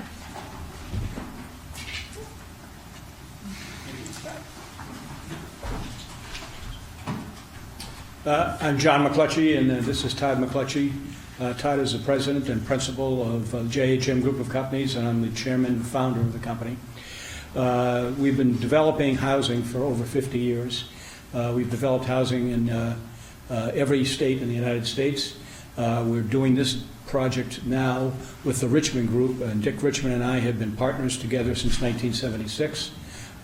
Between the two companies, we've developed over 150, in addition to other properties. In terms of housing, we've developed over 150,000 units of multifamily housing between the two companies, with a total value of over $20 billion. Richmond is the 7th largest owner of multifamily housing in the country. He's the 5th largest syndicator of low-income housing tax credits in the country. We are experts in tax credit business. We have been doing this since 1986. The low-income housing tax credit program is a result of the 1986 Tax Reform Act. It was put into place to make up for programs that were taken away in terms of providing subsidy for affordable housing. And for those who don't know, for the most part, there are no communities in the United States where affordable housing is affordable in and of itself. It takes a subsidy to make it work. And in the 50 years I've been doing this, the low-income housing tax credit program is the most successful of all the programs we've worked with. And we've worked with Section 8, we've worked with 221D4, 221D3, 236, 235 programs, every HUD program that basically exists. And I think this is the most efficient of all of the programs. We are concerned with building buildings and making developments that fit within the general community that we're developing in. We intend to do that here. We're certainly not tone deaf, and we've listened to what a lot of people have had to say, and there's been a lot of, in my opinion, sincere and good comments about what we need to reflect on as we go through this process. And we intend to do that. As was said earlier, we have reached out to the people in the arts community and intend to sit down with them and find some way to address their concerns. Can we save the Garden Cinema? Rather doubtful. We need the parking to make this development work. Can we provide a space that will provide similar services? I believe that we can. Can we provide other parts of our venue that will allow the arts community to participate in what we're doing? We've done this before in other communities, and whether it happens to be with arts or it happens to be with the medical community in terms of daycare centers, in terms of emergency medical facilities and health clinics. We can do that with this as well. And I think that if we work together, we'll find resolutions to, we're not going to solve every problem, but we're going to find a way to make people feel they're part of this process and have them be part of the process. And that's the most important thing. We want to be part of this community. We didn't come in here, we didn't choose this development initially, we weren't part of it. How it got here is a long story that just doesn't, I don't think it helps anyone to get back involved in. We were brought in because we are experts in doing this. And we have taken over a lot of developments in other parts of the country where others have failed, and we've been very successful with them. We believe we can do that here as well. I believe we have support of a lot of people in the community that once they see what's happening, once they understand the details of it, I think they'll become more involved in it and more comfortable with it. We've built in communities all around here. We've built in Stamford, we own properties there, and Darien, and Bridgeport, and Hartford, and New London. We continue to look for new opportunities. In Darien, we did 106 units of 100% affordable housing, low-income housing tax credit deal, and we were brought in. Originally, the town wanted to replace 53 units of failed housing. It was housing that was obsolete, that was pretty much uninhabitable at the point where we came in. The town had gone out with an RFP, which we didn't respond to. And I was asked to comment on the RFP, which I did. We didn't respond to it because I felt that it was too close to living in the community for us to be working there. And they went out and chose another developer, a well-known developer, someone whom I have a lot of respect for and a lot of faith in. Unfortunately, they were not able to put a deal together with the town of Darien, so Darien turned around, went out with an RFQ, and asked us if we would respond to it. Reluctantly, we did, and we were awarded the project. It's now built. It's 106 units of 100% affordable housing. There was a lot of skepticism up front about it. I think if you talk to anyone in the town of Darien from the first one down, you'll find that it's been more than accepted by the entire community. And what I would like to do is invite anyone from the council who would like to visit that property and any of our properties here in Connecticut. We'll arrange for a tour and arrange for you to meet the people who live there, talk to the people who are on the resident council so you get an idea as to what they think of the properties they live in, and talk to the housing authorities in each one of the communities to see what they think about what we've been able to do. We believe we can make a difference here in Norwalk. We're willing to work with all of the stakeholders. We always do. We're going to reach out to whomever is willing to sit down and talk with us and have a reasonable, productive discussion. We've listened to a lot of people with a lot of good ideas and a lot of ideas that may or may not work, but we can work through them and find out which ones do and which ones don't. Also, I've heard a lot of misinformation here. I've heard people talk about the financing program that we have. As I said, we've done over 150,000 units, over $20 billion in value of housing developments. We've worked together with Citibank to come up with a proposal that is solid financially for this development. It's 100% affordable because it needs to be. It's the only way you can raise the money you need to raise to make this work. And there's a misconception about affordability. The low-income housing tax credit program is taking people who make at or below 60% of the area median income. Remembering the area median income here is $144,300. This is not a low area median income. These are people who, as was said earlier by Tammy, their housing-related expenses will now be limited to about 30% of their gross income. That frees up a significant amount of disposable income. It allows them to participate in the community. It allows them to take their children out for dinner, to go to the movies, to go out for an ice cream, to participate in local events. Without that, they're so housing burdened they can't do any of that. And they, for the most part, end up living in housing that is obsolete and inefficient, and in a lot of cases, what most people would think to be uninhabitable. So we're here to help work with the community to make this thing work for everyone's benefit. And we're willing to accept any challenges. We're willing to listen to any comments and any suggestions, and we'll walk through them and let people know what works and what doesn't work. And we'll tell you if something doesn't work, why it doesn't work. This is not a yes or no thing. It's not a binary decision. We'll go through the things. We will talk about the design of the building. I grew up as a carpenter. I've been building all my life, and I've found out a long time ago, like everything else, design is in the eye of the beholder. What one person thinks looks great, another one may not. We want to make sure this fits in with the community, so we're going to listen to ideas, and we're going to work within those ideas to the extent we can make changes. We'll make some changes. But everyone has to be cognizant of the fact that there is an economic reality to this development. We can make some changes, but no, we cannot build a brick building or a granite building. It's just not in the cards. The numbers don't work for it. It wouldn't make any sense to even attempt it. So, all of that being said, I would like to have Todd walk through some of what we have been doing, what this development is, and where we think we can go. And we're available for questions during and after.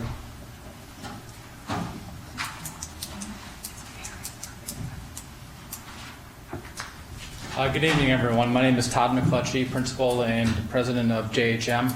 I'm here tonight to really find out what you guys want to hear, what questions you guys have for us. I am more than willing to obviously walk through the proposal that's in front of us right now. I can do it on a sort of quick basis, and then we can dive into questions if that works for everyone on the council.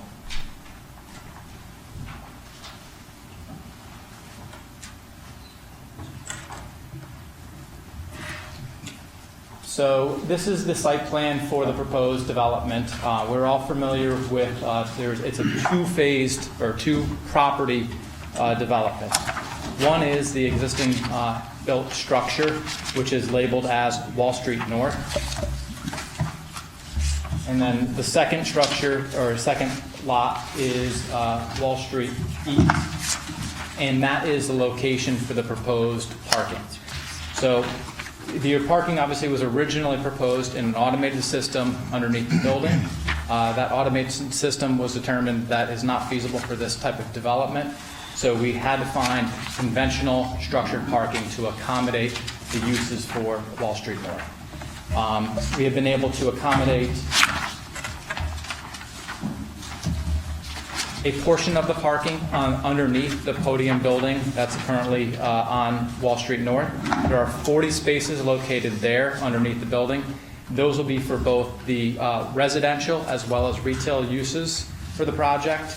And then there will be the second structure, which will be a parking structure on Wall Street East.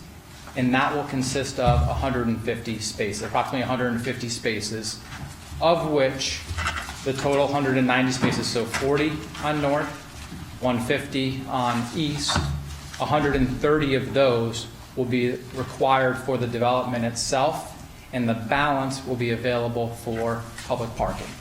And that's why we've been talking about previously that we would do a minimum of 50 public parking spaces to service surrounding businesses and uses in the area.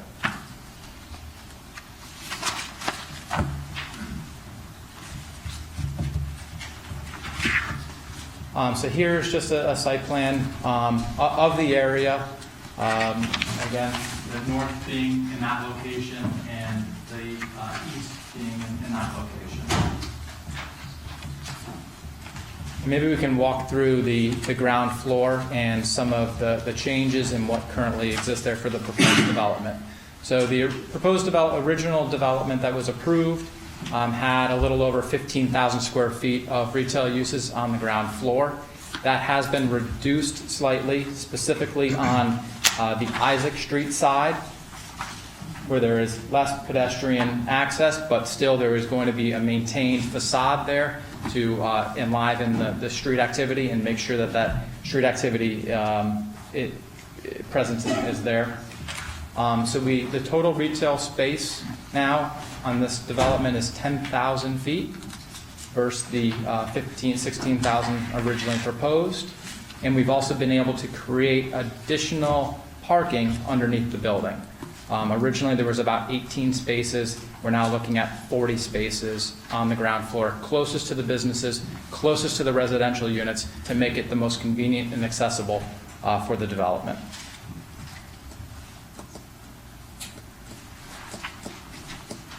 Just a quick question. It looks on Isaac Street going down off of Wall Street, there's reverse angle parking? Or is that head-in parking? So, yeah, so we've looked at two different scenarios for parking.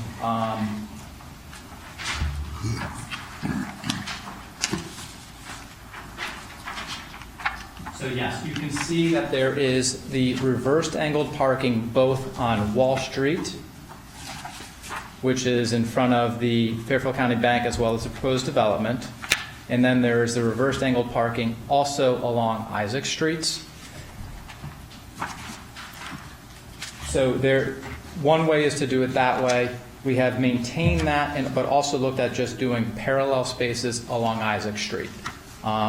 This allows for two-way traffic throughout the property and a little bit better accessibility in that area. And that was the reason to have the two different parking. Excuse me, on that point, because you don't have the right to Mr. Milligan's property now, and we talked about this at the prior meeting, what are you going to be including in the document here? Because it has to be two-way now, right? Yes, so proposal is to do the parallel parking spaces and maintain or bring back Isaac as a two-way street. Okay. And that's what will be included in the... And that will be included in the package. Thank you. Unless something else should change, and Sure. we'll address it at that point. You're proposing, the parking that you're proposing, it has nothing to do technically with the project. Correct. Okay, so it's whether the traffic commission and the parking authority all agree, yada, yada, yada, whether to adopt the idea. Correct. And that also goes for the parking itself. So the traffic as well as the parking are all the initiatives of the city. We are simply showing them on the plan as an additional benefit for the surrounding area as well as the development itself.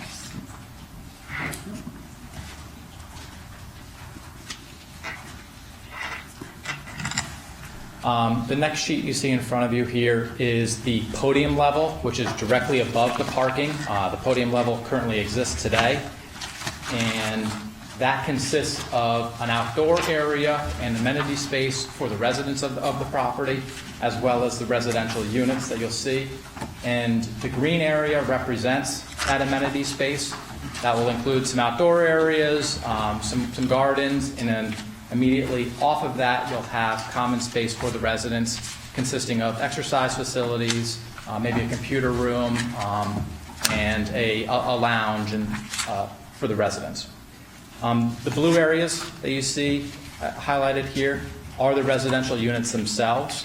Most of those blue areas that you see are typically stacked, 4 more levels above this, and represent the 101 units that make up the development. Of the 101 units that make up the residential component to this, 21 of those are 1-bedroom units, 68 are 2-bedroom units, and 12 are 3s. We can discuss later on this evening, if we would like to, we can touch upon sort of some of the income as well as the rent levels for those, so everyone has a better understanding of that.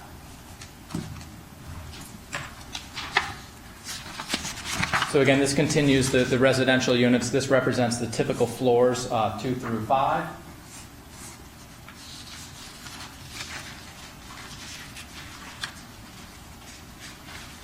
So it looks like all the residential units, except for the very few, face Isaac Street. Correct. So a portion, so these all face Isaac Street Right. along here. And then, yes, a small portion of them will face Wall Street. Okay. And we'll be able to see that a little bit better from the elevations in just a second.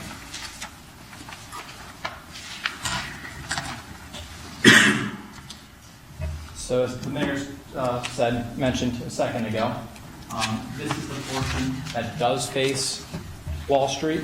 That is adjacent to the Fairfield County Bank. The vast majority of the units will wrap around Isaac and creating a more street activation along that area of the development.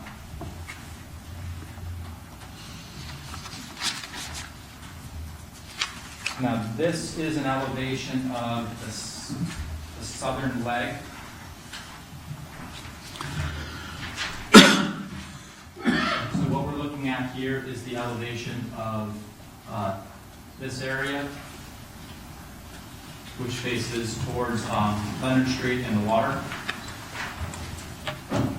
And that is also where the access to the on-grade parking below the building exists. So residents and also retail users would drive around Isaac Street and enter the parking area in this location.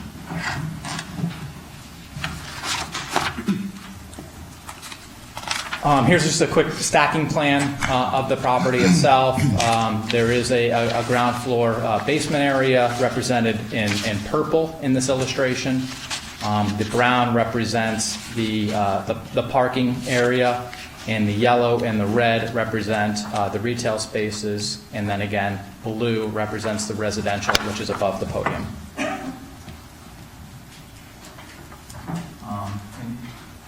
I'll flip to just another rendering illustration of the development. This is the corner of Wall Street and Isaac. This is the sort of the front entrance on that side of the building. And this is what we have discussed, making sure that we work as part of the design review process, work with the design professionals as well as the stakeholders to make sure that we are receiving proper input and implementing what we can, and having this open dialogue about what can and cannot occur for facade treatments, and making this, a vibrant, aesthetically pleasing, something Norwalk can be proud of.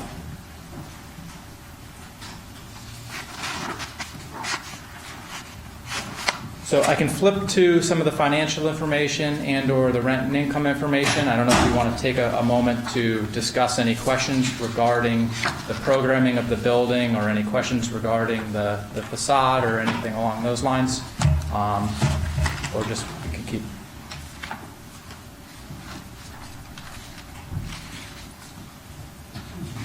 This time of night.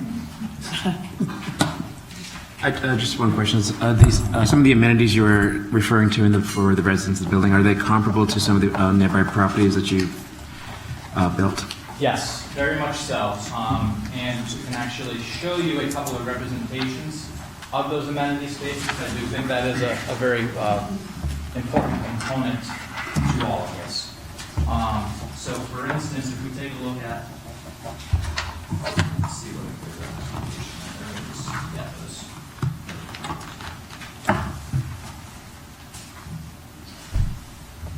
So just maybe before sort of diving into that, just so you, again, understand a little bit more about our company, our philosophy, is that all of these developments that we work on are for the long-term hold. We are not in and out of the development. We do not flip developments.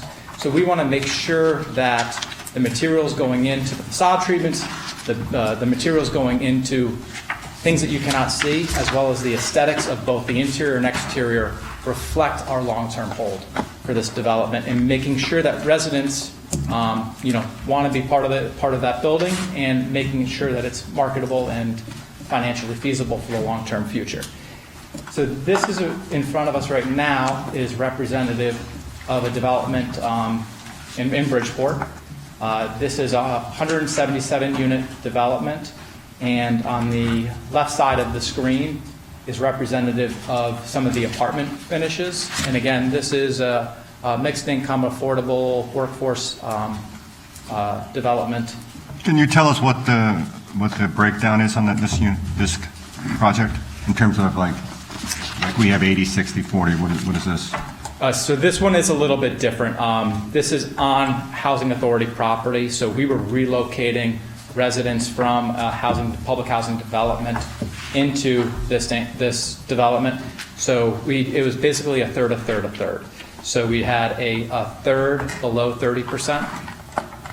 We had a third below 60% and a third below 80%. So again, hopefully this, if I can walk through any of the apartment details or the resident amenities, which I'll probably touch upon the resident amenities. But you can see that they're high quality finishes. You're not going to be able to differentiate this amongst any other development. It's representative of the community, representative of the product that we want to build, and making sure that it is sustainable. And in terms of the resident amenities, the top left picture is a picture of the exercise facility.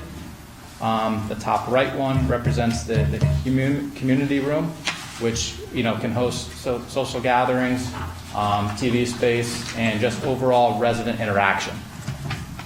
Bottom left is another similar facility, and the bottom right is utilized for after-school programs. So we work with local nonprofits, we work with other residents within the building itself who actually host after-school programs and different seminars for children to make sure that they have a safe place to learn and grow. And as my father mentioned earlier, similarly, we also work with, we've done various arts programs, we've done various medical programs, again, to make sure that we are able to provide spaces that are for the community.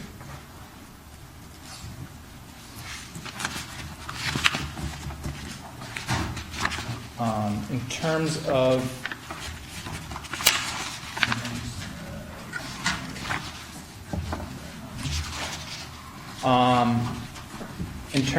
we can walk through the various rent levels that we were looking at last time we were discussing this. So again, here is a unit matrix of the development. So it was asked earlier, what were some of the other income mixes for the project that we just saw? This development is proposed to have essentially a third at 40% of area median income, a third at 60%, and a third at 80%. And this is a tool utilized as part of our financing package that really allows us to reach out to multiple incomes via this income averaging and making sure that we have rents and that reach deep into the community. And just to give you an example of what we're seeing in front of us right now, the one bedrooms at the 40% level through the 80% level can range all the way from $1,100 to $2,100. So you're getting a significant swing, a significant cross-section of rent. Excuse me, just a clarification so I know how to read this. The 80%, that can be anything up to 80%, so it could be theoretically 40, 60. I mean, I assume you want to get the higher rent, right? Correct. How would that work? So yes, it does. It needs to be near that highest level in order for us to maintain our pro forma. So we have done a tremendous amount of work here in Southern Fairfield County. We have a very good handle and understanding as to sort of the demographics and who potentially is available to market these units to, and we will market to each of those levels or below. But you would not rent an 80% to a 40% because it financially would not work. Right, okay, thank you. To continue on, just to give you a range for the two bedrooms, those range between $1,300 and $2,600, and the three bedrooms, which there's 12 of those, range from $1,500 to $3,000. So all in all, between the 1 and 3 bedrooms, they're again wide range, 1,100 all the way to 3,000. Again, making this a good cross section of meeting various income levels. And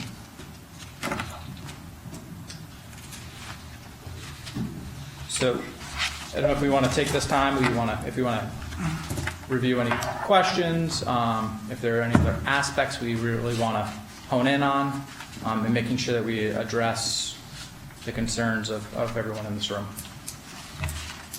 Just so if I could just speak up for a second.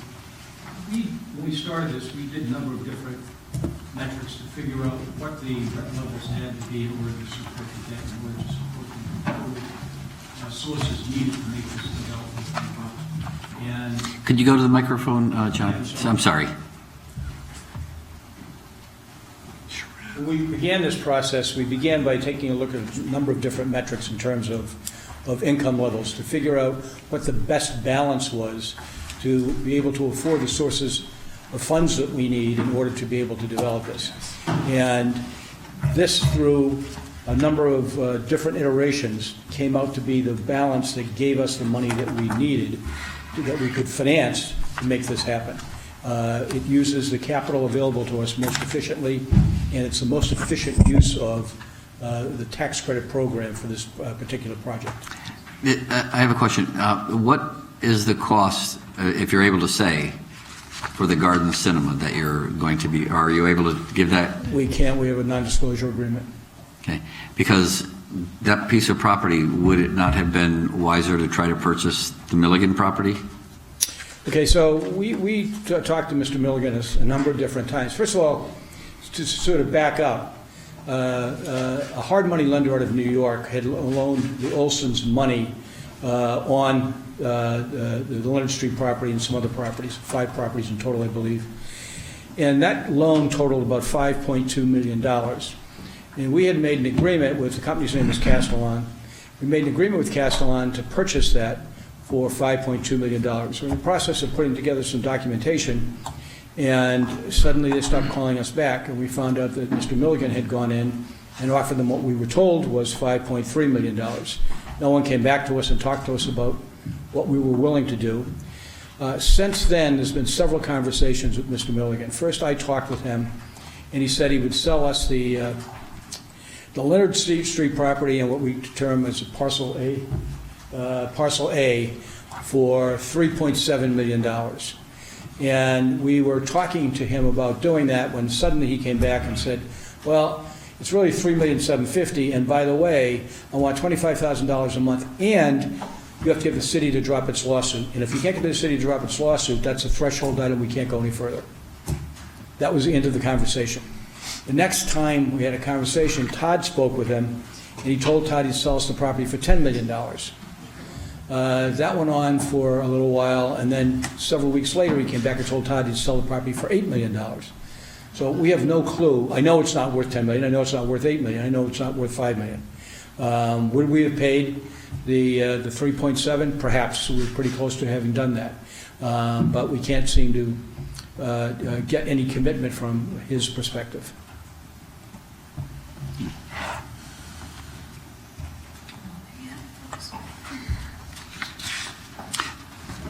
Mr. Hempstead, I'm sorry. I have a question to Mr. Kites, the chair. Microphone? Okay. Oh, I'm sorry.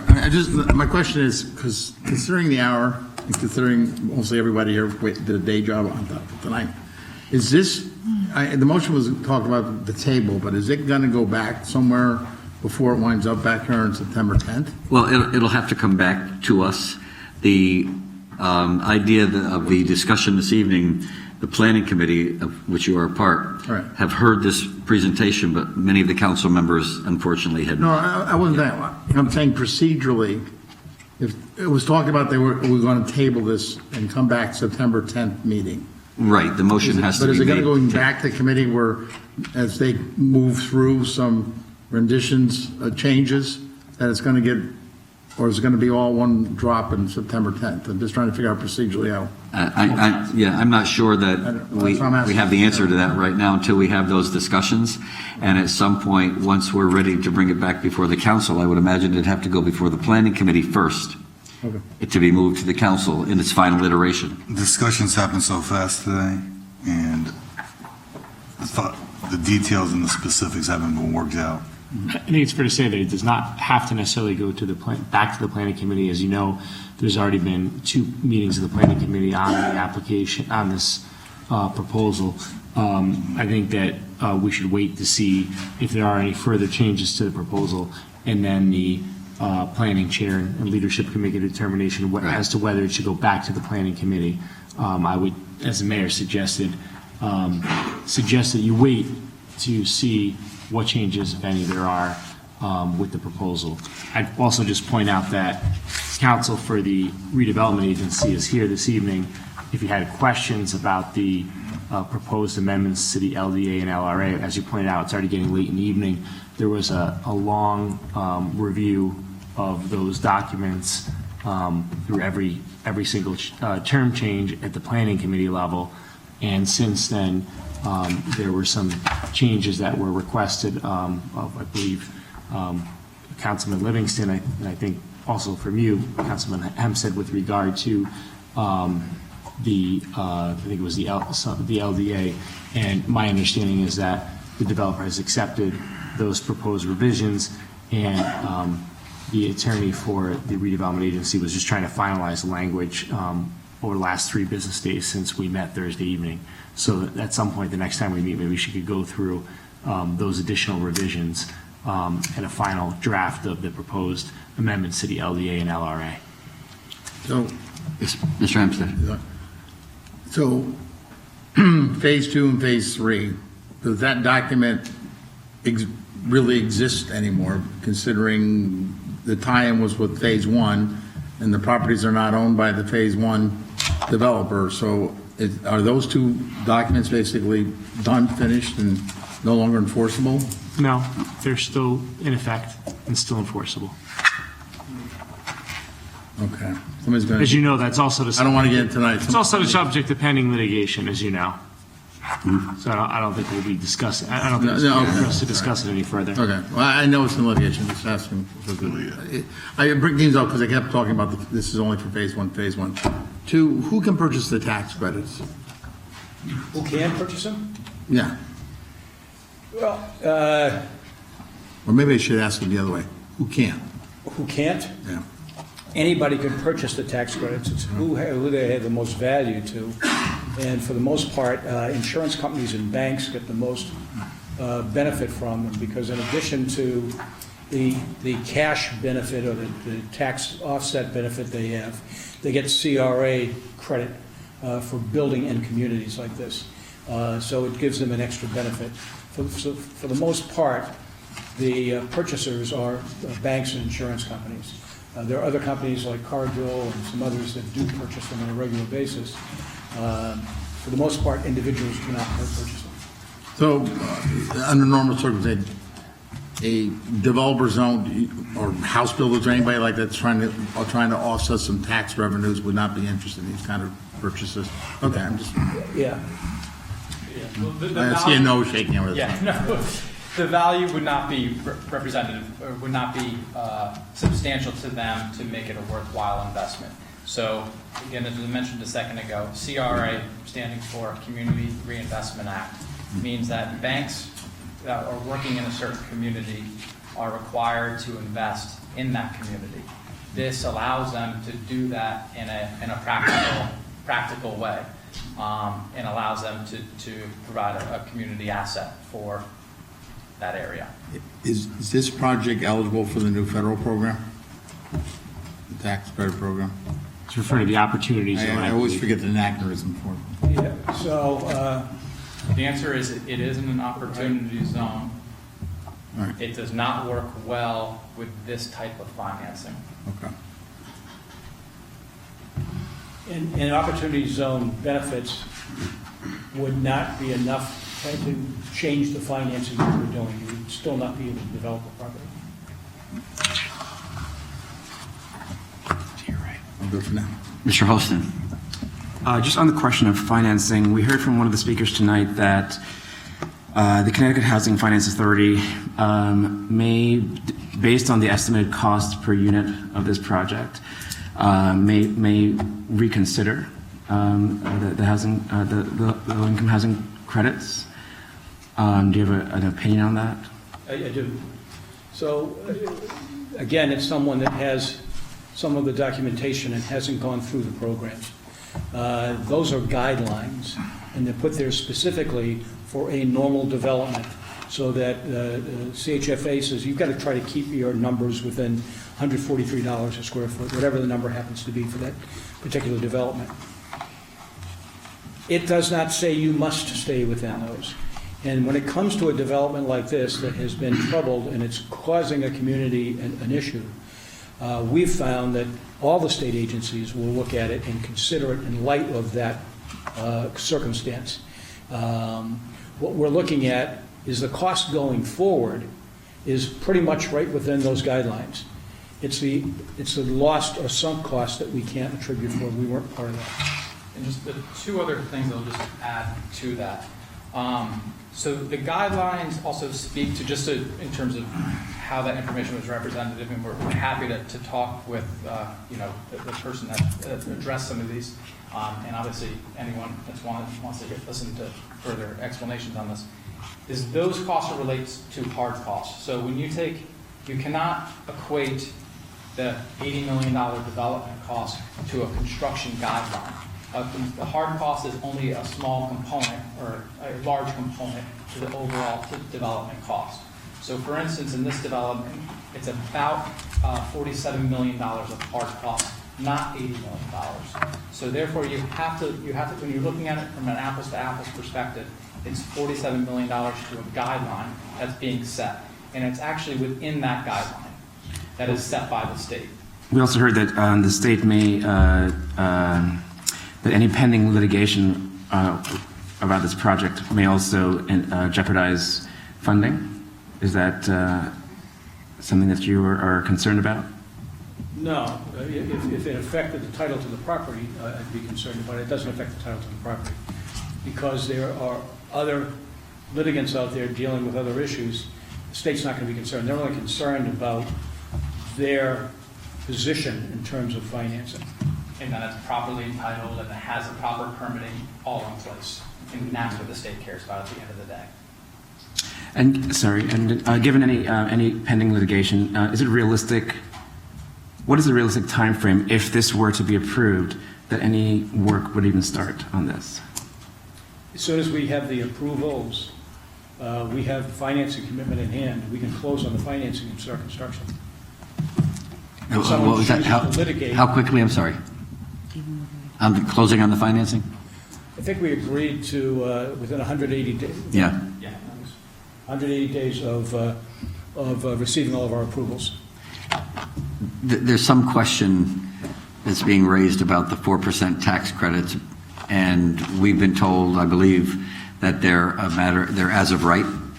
You're guaranteed to get those 4%? The RDA or the city has the right to the bond authority.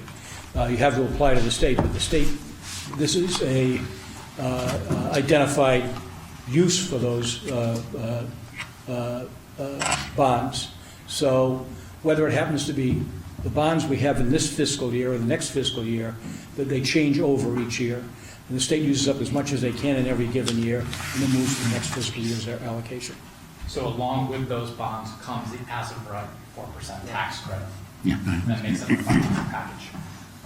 Mr. Livingston. One of my concerns has been that we don't end up in the same position we are 3 years from now, right? I have a bigger concern with that, to tell you the truth. Because I'm going to be on the hook for all of this. Okay, well, none of us want to be here then. Yeah. So last time I asked for amendments to the LDA, which I assume they're being worked on. So one of the big questions you just heard is the CHAFA money. So does CHAFA provide something like a commitment letter? I mean, something, we're going into this with the idea that after you get all your approvals, which last time you said is earliest, we think is October of next year, September, October of next year, assuming no appeals and all that stuff. So, and I know you have a certain period of time after that, but we're going into this with at least a year and a half, probably more.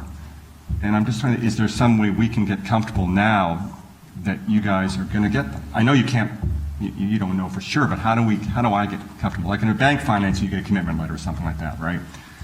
So Correct. what can we get here to get comfortable with? What can I get comfortable with? I don't know. We can look into it. So yeah, so we've spoken to Citibank. That's probably the biggest component to all of this. Citibank has been the biggest champion to actually purchase those bonds as well as to provide the tax credit equity for the purchase of the 4% tax credits. They, have committed to doing that. And we have done our due diligence in terms of underwriting the development to make sure it fits within all of the other guidelines. So when we go to the state or to request the bonds, we do it when there's volume cap available, is the first thing. We know how much is available on an annual basis, and then we secure that and move forward with the closing process so we can start construction. Okay, but you said you have commitments from Citibank. I mean, is that going to be part of the agreement? Yes. Can I make a suggestion? Because we have been in contact with counsel for McClutchy Citibank since the last planning committee meeting on Thursday evening. Over the last 3 business days, we pretty much confirmed the language to make the revisions that you requested with regard to the backstop, for example. If they don't receive commitment financing by a certain date, it becomes an event of default. Could we please I don't ask, think that's acceptable. could we ask counsel to come up for the RDA and just maybe briefly describe what revisions we've discussed today since in the last 3 days? I told you before, event of default doesn't work, right? So do you mind if we have Karen come up? That's good.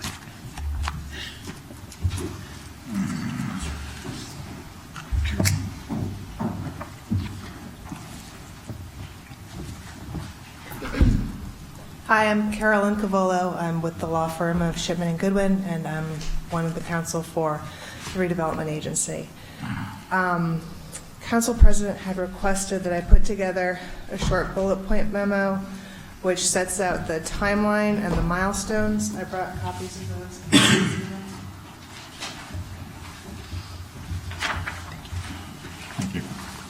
It's hot in here. It's 100 degrees in here. Did this thing go off? Is that on a timer? I don't know, but it's definitely. So one of the changes that was requested by council members to the LDA amendment was with regard to providing the evidence of financing and equity for the project, making it an event of default to fail to produce that evidence within a time frame, and to add a time frame to that provision. Can I stop this, and this is going to be technical for everybody else here. So as I understand event of default, that then triggers into a mediation or arbitration process? Is that correct? Sorry, I didn't hear the first part. As I understand it, and I could be wrong, so correct me, if there's an event of default, then it goes into arbitration or mediation? Yes. So why would that be the case we want to do that in a binary thing where you either have it or you don't? Because what could an arbitrator tell you that you have this letter or you don't? What does that do? Well, Why does that make sense? Well, not having it would be an event of default, and Yeah, but you have to go through, we know that process is taking, how long? 2 years, right? Well, I wouldn't know. Well, it hasn't taken 2 years. It's been less than a year since we had given notice that they were going to be in default. So it's been less than that, and obviously we at some point stopped the mediation because we thought we had a proposal to move forward. If you'd gone forward, it would have taken longer than a year. Well, my point is, you either have the commitment or you don't. So what is an arbitrator going to tell you? What's a mediator going to tell you? Why would you go through that process? I mean, tell me. I don't understand. well, you would go through that process to see if the parties who are the stakeholders, in this case it would also involve the lender, are close or have issues that can be dealt with before you go into litigation and discovery. But again, what I've asked for was, they're going to have the financing within a certain period of time, right? Yes. So they have it or they don't. So again, is an arbitrator going to say, well, they don't have it, so let's talk about it some more? Mediator going to do that? But my question is why? Why is that process, do you think that process works in this circumstance? Well, that process gets everyone to the table faster. I'm sorry? That process gets everyone to the table faster, rather than going straight to litigation, which, But it's, I don't know why it's litigation. Again, you have it or you don't. You have a right to terminate because they don't have it, as opposed to going through, dragging this out for an extended period of time. I just don't understand it. well, and Mario, I defer to you on this whenever you want to jump in, but it's, that was actually why we had originally drafted that new financial covenant to be a condition to approval of the redeveloper, so that the redeveloper doesn't actually have a stake in this until they've proven that. We thought that instead of getting them in and having that be an event of default, that it would be something that would be, in order to perform, you have to have a Okay, table. so why is that not the case?